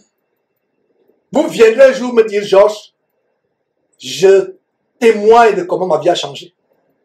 J'étais malmené par les inquiétudes, par la peur, par la dépression, problème cardiaque. J'allais clinique après clinique. Je n'avais plus la paix. Je n'arrivais plus à trouver l'appétit, trouver le sommeil. Aujourd'hui, en écoutant ce que tu enseignes, je suis délivré. Je suis béni. Demande à Dieu la clé maîtresse, la clé principale. Avec cette clé, tu n'auras plus besoin des autres clés. Parce que cette clé ouvre toutes les portes. J'espère que vous avez compris cette analogie. Alors, verset 10 à nouveau. Verset 10 à nouveau. Pierre dit d'une voix forte, lève-toi, droit sur tes pieds. Et il se leva d'un bond et marcha. Quelque chose de terrible va se passer. Au lieu que les gens rendent gloire à Dieu, ils vont tout simplement rendre gloire à Paul et à Barnabas. Et nous allons voir la réaction humble, modeste de Barnabas et Paul. Et cela est une grande leçon à tirer par ces faux pasteurs qui prennent la gloire de Dieu. On a vu comment c'est une chose terrible de vouloir usurper la gloire de Dieu. Nous avons vu cela en Actes chapitre 12, comment Hérode est mort sur le champ parce qu'il avait voulu prendre la gloire de Dieu. Hérode a décapité Jean-Baptiste, il n'est pas mort. Hérode a fait tuer Jacques par l'épée, il n'est pas mort. Mais qu'est-ce qui fait tuer Hérode le jour où la foule, il harangue la foule publiquement, la foule commence à le prendre pour un dieu, on commence à le célébrer pour un dieu. C'est là où il meurt sur le champ. Conclusion, vouloir prendre la gloire de Dieu, vouloir arracher la gloire de Dieu, c'est plus grave qu'un meurtrier. Donc, beaucoup de faux pasteurs là dehors que vous suivez, qui disent c'est moi, j'ai guéri tel, j'ai fait ceci. Auto qui dit qu'il peut vous donner les enfants. Charles Passeau, Auto qui dit qu'il peut vous donner le travail, qui peut vous donner les enfants, qui peut vous donner ceci, cela, le visa. Il est plus meurtrier que les grands criminels qui ont tué des centaines de personnes qui se retrouvent en prison. Il est plus meurtrier que le chef d'ISIS, al-Baghdadi, que les services secrets américains ont tué il y a quelques jours. Il est plus meurtrier que Ben Laden. Plus meurtrier qu'Hitler. Hérode tue, décapite Jean-Baptiste, il ne meurt pas. Il tue Jacques par l'épée, il ne meurt pas. Mais le jour, il se prend pour Dieu. C'est là où il est frappé sur le champ. Conclusion, vouloir prendre la gloire de Dieu, de quelque manière que ce soit, vous êtes coupable de mort. Et si ces faux pasteurs Karambeli, Masolo Tunasi, Ivan Castagno et autres ne sont pas morts, JP Makanzou, Mapamzou ne sont pas morts, Alphonse Lokao ne sont pas morts, eux qui prennent la gloire de Dieu, vous les voyez marcher avec Bantardis, le micro à la main, ils se vantent pour faire après avoir fait des miracles, d'ailleurs, qui sont des miracles mensongers, des mises en scène, ils se vantent. S'ils ne sont pas frappés sur le champ, c'est parce que la grâce de Dieu, la patience de Dieu est sur eux. Alors, regardez ce qui se passe, ce grand miracle. L'homme boiteux de l'essence se met à marcher. Et ce qui se passe aujourd'hui, la Bible dit qu'il n'y a rien sous le soleil. Les faux miracles, vous commencez à adorer le pasteur. Vous commencez à adorer le prophète. Tout c'est le prophète, le prophète, le prophète. Vous donnez tout au prophète, jusqu'au même à votre dernier sous-vêtement. Vous préférez marcher nu et le prophète a votre dernier slip, votre dernier caleçon. Tout c'est le prophète. Où est Dieu dans votre vie? Dans ce cas-là, où est Jésus-Christ? Il n'y a rien de nouveau sur le soleil. C'est exactement ce que les gens de cette ville font. Vous dites d'adorer Dieu, de rendre grâce à Dieu. Les gens de Lystre, au verset 11, lisons verset 11, à la vue de ce que Paul avait fait. Ce n'est pas Paul qui a fait. Paul n'était qu'un instrument.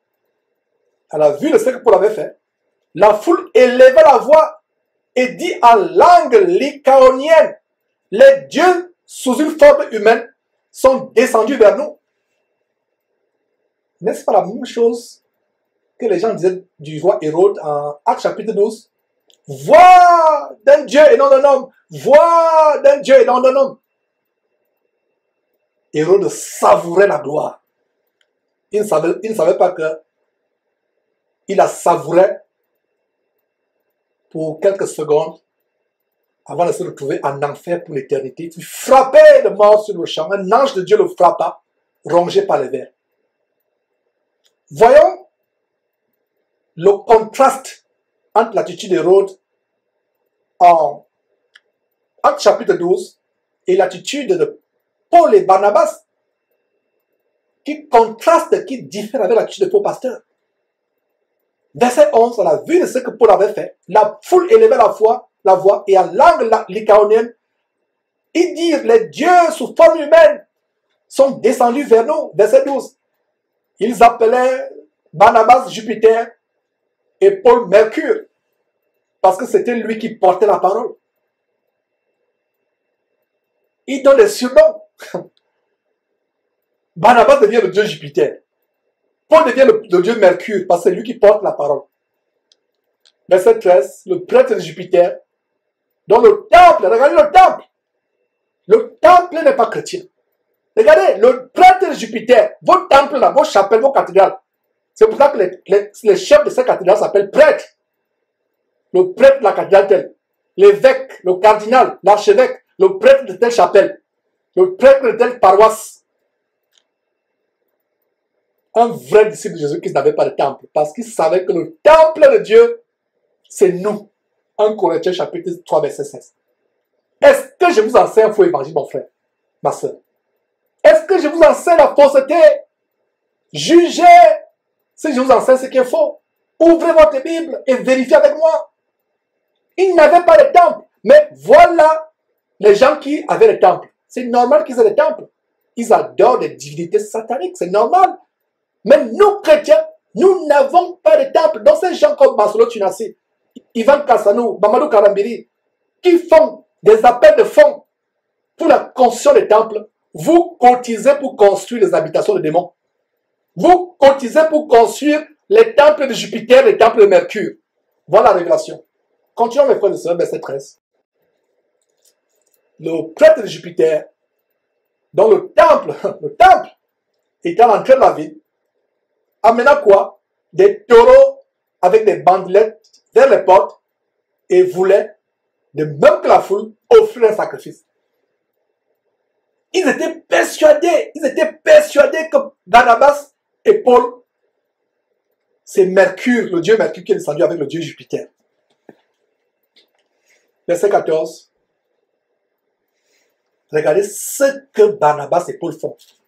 Ils font quelque chose de tellement grave. Pour montrer leur indignation, et la coutume de cette époque était que quand quelqu'un déchirait ses habits publiquement, c'était un grand signe de désolation. Et Hérode ne l'a pas fait. Les faux pasteurs aujourd'hui ne le font pas. Ils se font porter sur les trônes. On les parade. Regardez, cet homme qu'on a dénoncé, cet Américain qui sodomisait les jeunes garçons pendant des années, qu'on a dénoncé sur Jésus-Christ TV, et quelques mois après, il est mort de sida, après que Jésus-Christ TV l'a dénoncé.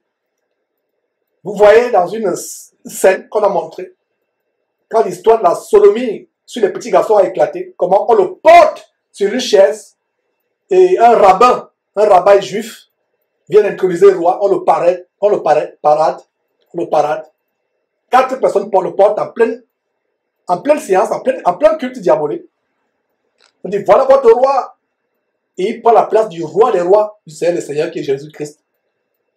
Quelques mois plus tard, le temps de Dieu est tellement court, ça peut prendre des années, ça peut prendre des décennies. Mais quelques mois plus tard, cet homme est mort de sida. Il est mort de sida. Du côté de l'Atlanta. Or, ce n'est pas de Dieu. Son nom, c'est Edilon. Edilon. Et d'ailleurs, on a montré des photos comment certains faux pasteurs ivoiriens sont partis dans la visite. Possiblement pour se faire sodomiser aussi. Et recevoir les pouvoirs magiques pour émerveiller les foules. Paul et Barnabas n'ont pas savouré la gloire parce qu'ils savaient que c'est un grand crime, plus grand que le meurtre, de vouloir usurper ou même de penser voler la gloire qui revient à Jésus-Christ et à Dieu seul. Eux seuls sont dignes de gloire, dignes de louange. Même les anges au ciel ne sont pas dignes de louange. Le grand ange, Lucifer, a voulu usurper la gloire de Dieu, ravir la gloire à Dieu, détrôner Dieu dans sa gloire. Il a été chassé du ciel après cette guerre qu'Apocalypse chapitre 12, versets 7 à 12 décrit, la guerre qu'il y a eu au ciel. Il fut chassé du ciel. Toute personne qui a essayé de prendre la gloire de Dieu se retrouvera en enfer éternellement. Toi, mon frère, toi, ma soeur, qui a donné la gloire à un pasteur, répands-toi avec larmes, pleure, déchire tes habits, figurativement parlant, revêt-toi du sac et de la cendre, figurativement parlant, je précise. Toi qui as élevé un pasteur, aujourd'hui, il faut qu'il presse sur les dos des gens, il faut qu'il marche sur les gens, il faut qu'on mette des fanfares, les cortèges présidentiels avec les limousines portant la plaque d'immatriculation portant leur nom, une longue voiture, une longue limousine, et une fanfare comme David War. Il faut la fanfare. On balaye les rues avec le savon parce que ses pieds, ses chaussures ne doivent pas marcher sur la poussière. Oh mes frères, pourquoi sommes-nous tombés aussi loin de l'évangile de Jésus-Christ? Je viens ici crier tous les jours, retournons à la simplicité de l'évangile de Christ. Retournons à la simplicité de l'évangile de Christ. Retournons à la simplicité, je vous en supplie, de l'évangile de Christ. Nous sommes tombés très bas. Nous nous sommes éloignés de l'évangile de Christ. Comparez les choses que nous sommes en train de lire, que je vous explique, avec ce qui se passe autour de nous aujourd'hui. Les hommes sont devenus plus glorieux que Jésus-Christ. Ils sont devenus plus glorieux que Dieu. Et ça ne date pas d'aujourd'hui. Au temps de Paul, l'apôtre Paul disait, avant nous, avant le retour de Jésus-Christ, vous avez commencé à régner. l'évangile diabolique de Cassano, de Karambiri, de Masolo Chinasi, l'évangile du règne maintenant, kingdom now, le royaume maintenant. C'est faux pasteur que je cite tous les jours. Mes frères et sœurs, c'est une stratégie de communication de les appeler tous les jours, si vous ne le savez pas. Il y a des gens qui disent que Georges, tu les appelles tous les jours. Tous les jours, tous les jours. C'est fait exprès. Parce que toi, tu es fatigué que tu attends le nom. Mais il y a quelqu'un qui ne sait pas que Masolo Chinasi est un faux pasteur sous les apparences d'ange. Quand vous le voyez, comme les gens du monde disent, vous lui donnerez la communion sans confession. Vous voyez un ange. La Bible dit qu'il se déguise en ministre de Christ. Et cela ne doit pas nous étonner. Cela ne doit pas nous étonner parce que leur maître Satan, lui aussi, se déguise en ange de lumière. Comparez, mes frères et sœurs. Comparez. Les gens prennent la gloire avec l'évangile diabolique. Les affiches, ni de gloire. Ceci de gloire. Tout c'est la gloire. Regardez les affiches de ces gens. Masolo Chinasi, Ivan Cassano, Mahomet Sanogo, Karambiri. Gloire, gloire, gloire. Quelle gloire? Ils aiment la gloire des hommes et non la gloire de Dieu. Un vrai chrétien doit tout faire pour que le nom de Jésus soit honoré, pour que la gloire de Dieu et de Jésus-Christ resplendisse. Voilà ce à quoi nous nous attelons. Voilà ce à quoi nous travaillons pour que la gloire de Jésus-Christ et de Dieu resplendisse. Eux, c'est leur propre gloire. Regardez leurs affiches. Photoshop, ils brillent. Hommes sensuels, n'ayant pas le Saint-Esprit. Et comme ils n'ont pas le Saint-Esprit, ils veulent briller avec l'auréole que Photoshop met autour d'eux. Ils brillent sur les affiches abominables. Je parle de ces choses tous les jours. Tous les jours. Très bon commentaire de Fabrice Brou qui dit qu'il n'existe aucun contraste. Fabrice Brou sur YouTube qui dit qu'il n'existe aucun contraste entre le roi Hérode et le général soi-disant Makosso. Quel contraste? Ils se font porter. Il y a des gens qui se mettent à genoux devant eux. Les gens se prosternent. Je dis ça avec une colère pas possible parce que ces gens vous entraînent en enfer. Si toi, mon frère, ma soeur, tu t'es prosterné devant un pasteur, tu t'es mis à genoux devant un pasteur, tu t'es prosterné devant un pasteur, tu as élevé un pasteur, même dans le secret de ton cœur, repens-toi avec larmes. Demande pardon à Dieu. Demande pardon à Dieu. Ne te prosterne pas devant un pasteur. Ne donne pas la gloire avec un pasteur. Tu peux avoir de l'affection, de la considération pour un pasteur. C'est biblique. Mais ne le lève pas comme s'il était devenu ton Dieu. Tout c'est le pasteur. Tu dois avoir un enfant. Ton mari, avant de t'enceinte, il faut voir le pasteur. Avant de commencer un commerce, il faut voir le pasteur. Avant de faire cette filière, ces études, il faut voir le pasteur. Avant de commencer ceci ou cela, il faut voir le pasteur. Le pasteur a remplacé Dieu dans votre vie. Comme Guy Bessan Kodja, du côté de Côte d'Ivoire, lui-même il a dit, on a montré la vidéo, il dit, ne croyez pas en Dieu, croyez en moi. Moi je vais aller à Dieu pour vous. Il remplace Jésus-Christ. La Bible dit que Jésus-Christ est notre seul médiateur, notre seul intercesseur, mais un Vincent Kodja dit, non, vous ne connaissez pas Dieu. Vous connaissez Dieu où? Croyez en moi. Moi je vais aller à Dieu, prier pour vous, passez par moi. Cet efféminé homosexuel de Guy Bessan Kodja, soyez comme une femme, plus qu'une femme, peut mourir à la croix pour quelqu'un. Est-il mort à la croix pour qui que ce soit?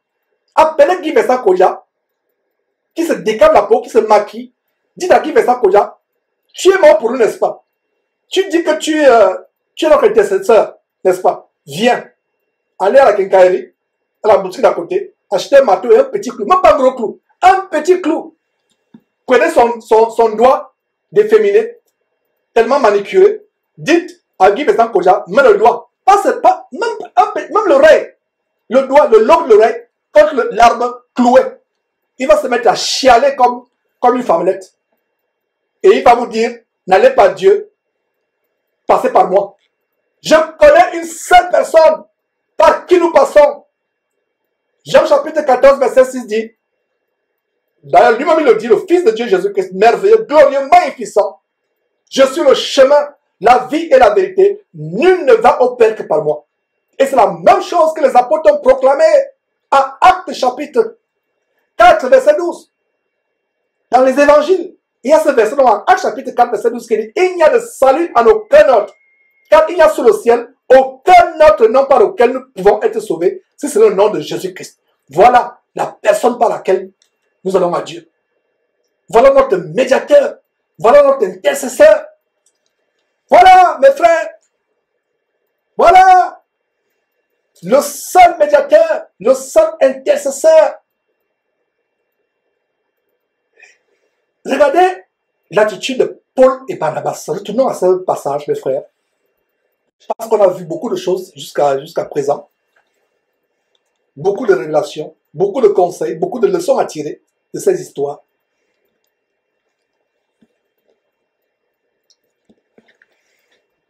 Verset 14. Les apôtres Barnabas et Paul, ayant appris cela, déchirèrent leurs vêtements et se précipitèrent au milieu de la foule. Ils coururent vers la foule, ayant déchiré les vêtements. Verset 15, en s'écriant, « Oh homme, pourquoi agissez-vous de la sorte? Nous aussi, nous sommes des hommes de la même nature que vous. Et vous apportant une bonne nouvelle, nous vous exhortons à renoncer à ces choses abominables que vous êtes en train de faire, à ces choses vaines. Adorez Mercure, adorez Jupiter, détournez-vous, renoncez à ces choses vaines et tournez-vous vers le Dieu vivant qui a fait le ciel, la terre, la mer et tout ce qui s'y trouve. Jupiter n'a pas fait le ciel, la terre, le ciel, la mer, l'univers. Mercure n'a pas créé l'univers. C'est Dieu, le Père de Jésus-Christ. Verset 16. Ce Dieu, dans les âges passés, a laissé toutes les nations suivre leur propre voie. Donc chaque nation suivait sa propre voie. Verset 17. Quoiqu'il n'ait cessé de rendre témoignage de ce qu'il est, en faisant du bien, en vous dispensant du ciel les pluies et les saisons fertiles, en vous donnant la nourriture avec abondance et en remplissant vos cœurs de joie. Regardez, la Bible ne dit-elle pas que Dieu fait pleuvoir, même sur les méchants, sur les bons et sur les méchants. Regardez un pays, soi-disant prospère comme les États-Unis. Ce sont les méchants, les sodomites homosexuels, les lesbiennes qui ont un plus grand pouvoir d'achat. Les gens méchants sont des milliardaires en dollars. Vous pensez que c'est quoi? Dieu vous fait jouir de la graisse, du miel de cette terre pendant un temps. C'est un aspect de sa bonté. Mais après la mort, la Bible dit après la mort vient le jugement. C'est pendant que vous êtes vivant que vous pouvez vous repentir. Donc, Dieu fait pleuvoir le ciel, du ciel, il fait pleuvoir du ciel la pluie, l'abondance, la nourriture, les saisons fertiles. C'est pour un temps. Le verset, regardez ce que le verset 18 dit. À peine put-il, par ses paroles, empêcher la foule de leur offrir un sacrifice. La foule ne voulait rien entendre. La foule dit pour eux, malgré le fait qu'ils ont déchiré le vêtement, malgré ces merveilleuses paroles, ils ont crié à la foule, nous sommes des hommes comme vous. La foule dit, non, non, non. Vous êtes Mercure et Paul. Vous êtes Mercure et Jupiter. Toi, Barnabas, tu es Jupiter. Toi, Paul, tu es Mercure. Nous allons vous offrir les taureaux. Donc, le taureau. Verset 18. À peine purent-ils par ces paroles empêcher la foule de leur offrir un sacrifice. Verset 19. Alors, survint d'Antioche et d'Icône des Juifs qui gagnaient la foule, toujours les Juifs, qui vont les poursuivre. Regardez, ils sont partis d'Icône. On a vu comment, au verset 1, ils étaient à Icône. Ils sortent d'Icône, ils arrivent à Lystre. Ils font un grand miracle qui émerveille toute la ville. Presque. Ces gens qui sont restés à Icône les poursuivent.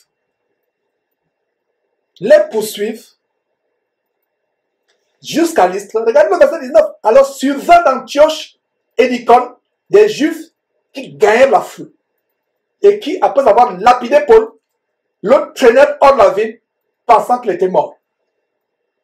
Et les Juifs lapidaient d'une certaine manière. La lapidation, ça veut dire que on écrasait votre corps, on brisait votre corps, avec des pierres ou des barres de fer ou des barres de bois.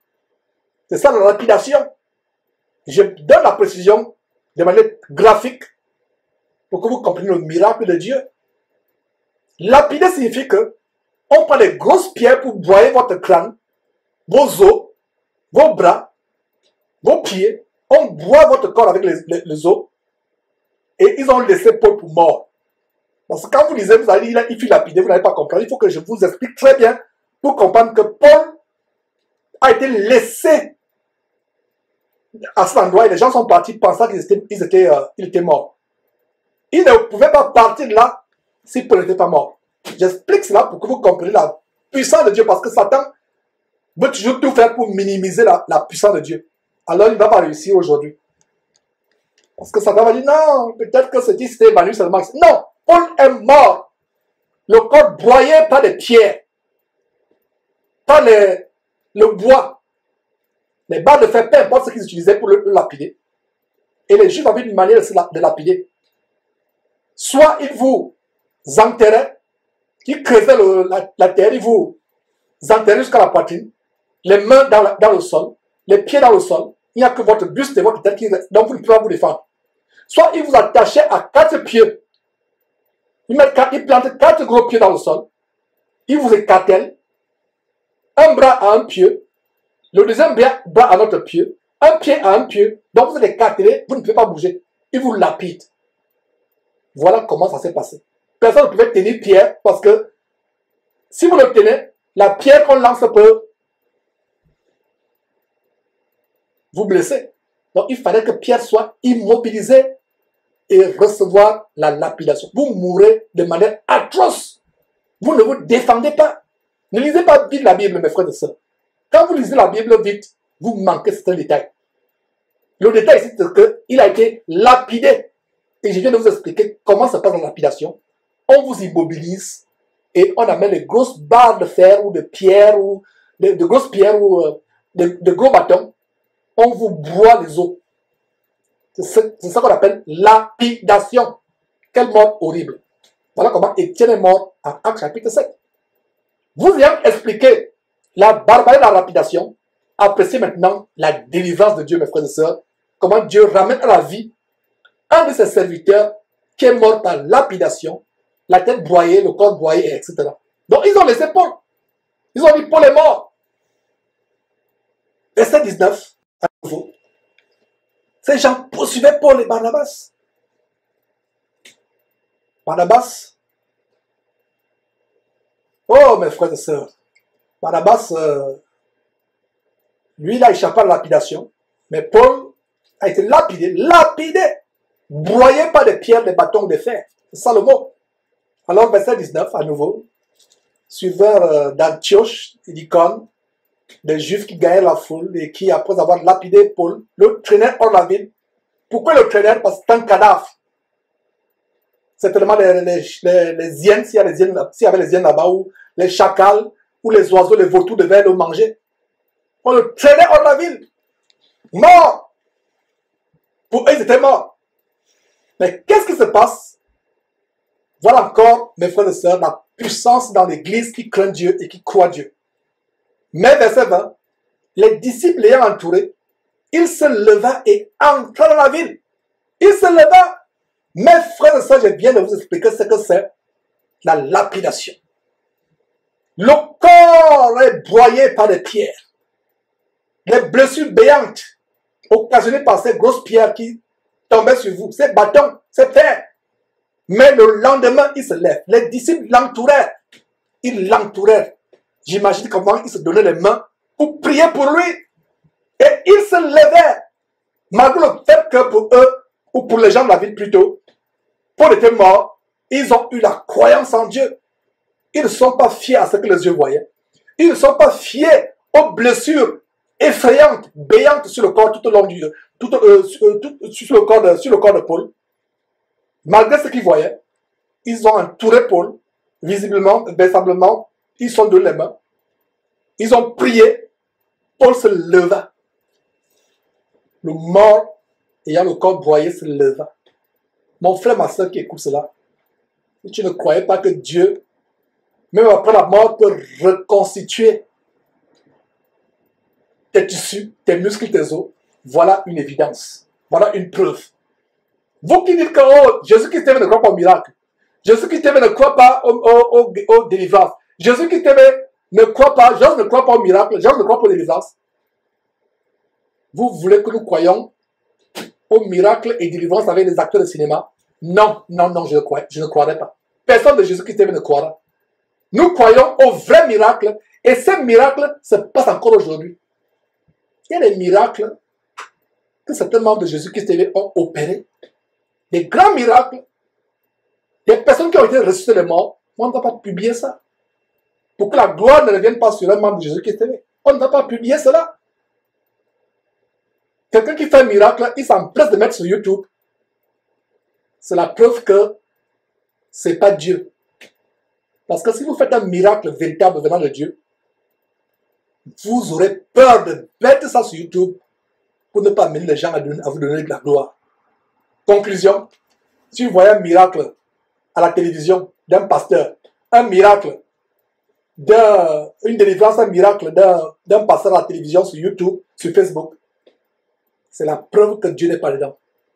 Parce que si c'est le Saint-Esprit qui a inspiré ce miracle, le Saint-Esprit qui a inspiré ce miracle donnera à l'homme de Dieu, par qui ce miracle a été opéré, à être humble, à donner la gloire à Dieu. Est-ce que vous comprenez mes frères et sœurs? J'espère que vous comprenez ce que je viens de vous démontrer. Donc, si vous voyez un miracle de Dieu sur YouTube, sur Internet, ça ne vient pas de Dieu. Ça ne vient pas de Dieu. C'est pour se faire voir. Les gens ont des chaînes seulement pour les miracles. En fait, c'est des chaînes ou des épiciers évangéliques pour le business. C'est leur fonds de commerce. Suivez mon regard. J.P. Makanzu en est une très grande illustration. Chaîne de miracles, miracle après miracle, miracle après miracle, des miracles mensongers. Donc, regardez mes frères comment le miracle de Dieu se passe. Paul se lève de ressusciter. Dans la Bible, beaucoup de gens pensent seulement à la résurrection de Lazare ou à la résurrection de Dorcas. Les gens ne pensent pas à la résurrection de Paul. J'entends rarement les chrétiens parler de la résurrection de Paul. Les gens parlent plutôt Lazare a été ressuscité. Paul aussi a été ressuscité. Mon frère, ma soeur, en lisant le livre de Actes, savais-tu que Paul a été ressuscité des morts? Paul a été ressuscité des morts, il a été ressuscité et une mort atroce. Il n'est pas mort de maladie. Parce que quelqu'un qui meurt de maladie, quelqu'un peut dire peut-être qu'il est dans le coma. Mais Paul a été broyé par les pieds. Broyé. Et il se lève. Il entre avec eux dans la ville. Le lendemain, il continue le travail. Il se rend à Derbe avec Barnabas. Il partit pour Derbe avec Barnabas, verset 21. Et quand ils ont évangélisé, mes frères et sœurs, le verset 21 me donne un grand détail dans le ministère de Paul. Il n'a pas demandé à Dieu des vacances. Il n'a pas demandé à Dieu la convalescence. Sur le champ, il continue, verset 21, il continue à Derbe à évangéliser. Quand ils eurent évangélisé dans cette ville, quand ils eurent évangélisé cette ville et fait un certain nombre de disciples, ils retournèrent à Lystre, à Icône et à Antioche. Ils retournent là où les gens sont venus pour les lapider. Ils retournent, n'ont pas peur. Verset 2, fortifiant l'esprit des disciples, les exhortant à persévérer dans la foi. C'est ce que nous faisons derrière Jésus-Christ TV. Ce n'est pas par hasard que Barnabas s'appelait fils d'exhortation. Il s'est associé à Paul et il a mené son ministère d'exhortation à celui de Paul. Donc il fortifiait, exhorter signifie fortifier les disciples, les amener à être plus forts dans la foi, à ne pas se relâcher, à ne pas se fatiguer, à ne pas se décourager, à être forts dans la foi, fortifiant les disciples, fortifiant l'esprit des disciples, parce que l'esprit des disciples était abattu par la persécution, ils étaient enclins au découragement. Mais il les fortifiait l'esprit des disciples, les exhortant. Exhorter signifie encourager à un effort plus valable. Encourager, notez très bien que exhorter signifie encourager un effort plus grand, fortifiant l'esprit des disciples, verset 22, les exhortant, les encourageant à persévérer dans la foi et disant que c'est pas beaucoup de tribulations, pas par des tribulations, mais pas beaucoup de tribulations qu'il nous faut entrer dans le royaume de Dieu. Vous voyez donc la différence avec l'évangile diabolique de la prospérité où on vous demande de croire que tout sera rose dans votre vie. Tout sera doré comme de l'or. Tout sera bling bling. Tout sera de l'or. Est-ce que vous voyez la différence entre l'évangile de Jésus-Christ, prêché par Paul et Barnabas, prêché par Jésus-Christ et l'évangile des Karambirés et autres? Est-ce que vous voyez la différence avec l'évangile de Kassanou? Qui est menteur? Paul qui dit que ce n'est pas beaucoup de tribulations qu'il faut entrer dans le royaume de Dieu, ou Kassanou qui dit que vous serez les rois, vous serez les ministres, vous serez les hommes d'affaires, vous serez les présidents, vous serez riches, vous serez les Bill Gates, vous serez les Betancourt, vous serez les Rothschild. Qui ment? Kassanou ou Paul? C'est Kassanou et Masolo Chidacier qui mentent. Vous voyez comment ces gens se soignent, ils se soignent. Nous, véritables chrétiens, nous devons nous préparer à la tribulation. Mes frères et sœurs, peut-être les moments viendront où, moi, votre frère Georges, je ne pourrai même plus avoir l'autorisation de m'asseoir en face de vous pour prêcher la parole de Dieu. Peut-être ce sera en prison. Et même en étant en prison, nous n'allons pas nous taire. On voit comment Paul est persécuté. Il est mort. On le laisse pour mort. Dieu le ressuscite. Le lendemain, il sera à Éden pour continuer à prêcher. Et comment on les fortifie? Les choses que Paul et Barnabas disaient il y a plus de 2000 ans, c'est la même chose qu'il dit aujourd'hui, que frères, ne vous découragez pas. Persévérons. Des temps difficiles arrivent. Nous aurons beaucoup de tribulations. Beaucoup parmi nous vont mourir. Regardez ce qui se passe au Nigeria. Les gens, parce qu'ils professent leur foi chrétienne, ils sont brûlés, découpés par les machettes. Vous qui êtes aux États-Unis, vous qui êtes en France, vous pensez que vous êtes dans l'abri? C'est pour un peu de temps, cette accalmie. Cette accalmie est pour un peu de temps. Nous qui sommes dans les pays soi-disant développés, comme les États-Unis, le Canada, l'Europe, ne dormez pas dans votre cocon. Beaucoup parmi vous qui me suivez actuellement vont se décourager. Vont me mentir, vont dire que non, on n'était pas chrétien. On allait tout simplement sur Jésus qui était pour peut-être voir ce que ce fou en train de dire. Non, on n'était pas chrétien, donc ne nous tuez pas, laissez-nous à vie. Beaucoup vont renier. On va demander aux gens, pourquoi te couper la tête? Dis publiquement que tu renies Jésus, que tu n'as jamais été son disciple. Beaucoup, même parmi vous qui me suivez, préparons-nous au temps difficile. Nous ne savons pas comment ça va venir, mais une chose est certaine, les temps difficiles arrivent. Nous allons vivre de grandes tribulations. De grandes tribulations. De plus en plus, il est interdit de dire que l'homosexualité est une abomination. Vous dites cela, vous vous retrouvez en prison. Vous payez de grosses sommes d'amende qui s'élèvent à des millions de francs CFA ou des milliers, et même des centaines de milliers d'euros ou de dollars. Préparons-nous à la tribulation, mes frères et sœurs. Verset 22. Fortifiant l'esprit des disciples, les exhortant à persévérer dans la foi, et disant que ce n'est pas beaucoup de tribulations qu'il nous faut entrer dans le royaume de Dieu. Ils firent nommer des anciens dans chaque ville, dans chaque église. Ils firent nommer des anciens. Il n'est pas dit qu'ils firent nommer un pasteur. Est-ce que vous voyez comment l'église fonctionne? Ils furent nommés les anciens dans chaque église, dans chaque communauté chrétienne. Il n'est pas dit dans chaque temple. Dans chaque église, l'église, comme allez lire les 3 premiers chapitres du livre Apocalypse, vous allez savoir que l'église, c'était les croyants d'une ville. Donc dans chaque ville, il y avait des anciens. Et après avoir prié et jeûné, regarde la pratique qu'ils avaient, une pratique de prière et jeûner, ils les recommandèrent au Seigneur en qui ils avaient cru. Verset 24, traversant ensuite la Pisidie, ils vinrent en Pamphylie, verset 25, annoncèrent la parole à Perge et descendirent à Thalie. Regardez, toutes les villes qu'ils traversaient, ils faisaient les disciples. Ils annonçaient la bonne nouvelle, convertissant les foules à Christ Jésus. Verset 26, de là, ils s'embarquèrent pour Antioche, d'où ils avaient été recommandés à la grâce de Dieu pour l'œuvre qu'ils venaient d'accomplir. pour l'œuvre qu'ils venaient d'accomplir. Verset 27. Après leur arrivée, ils convoquaient l'église. Voilà, l'église n'est pas un bâtiment. Comment allez-vous convoquer un temple? Comment allez-vous convoquer une chapelle, une paroisse, une cathédrale? Voilà encore la preuve que l'église n'est pas un bâtiment. Mes frères et sœurs, quelle révélation de savoir que l'église, c'est les saints, les élus de Dieu, les croyants, vous et moi, nous sommes l'église. Voilà, le verset 27, après leur arrivée, ils convoquaient l'église et ils racontaient à qui? À l'église, pas au bâtiment, pas au temple, pas au morceau de pierre, pas au morceau de briques, de verre, de glace.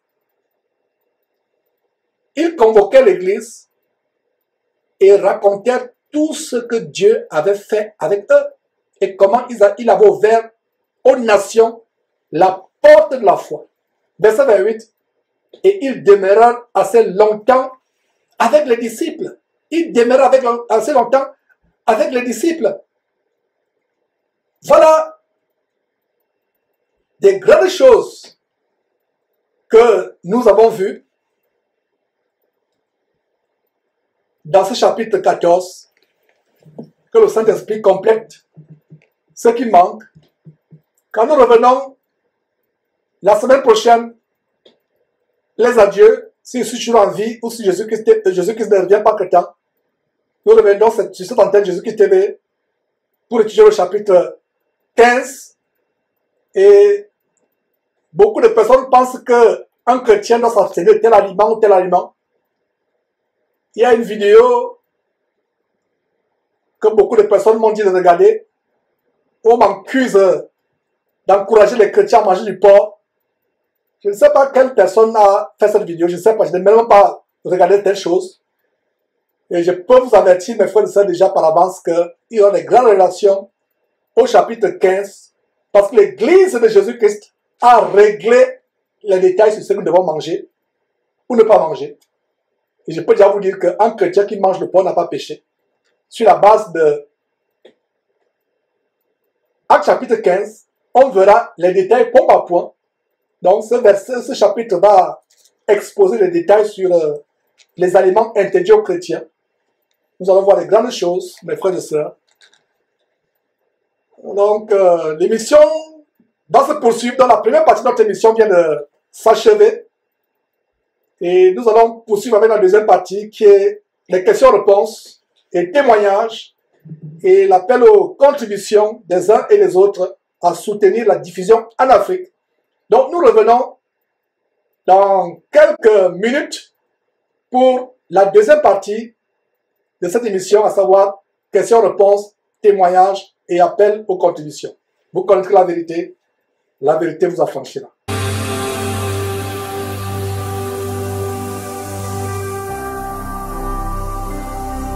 Jésus-Christ TV,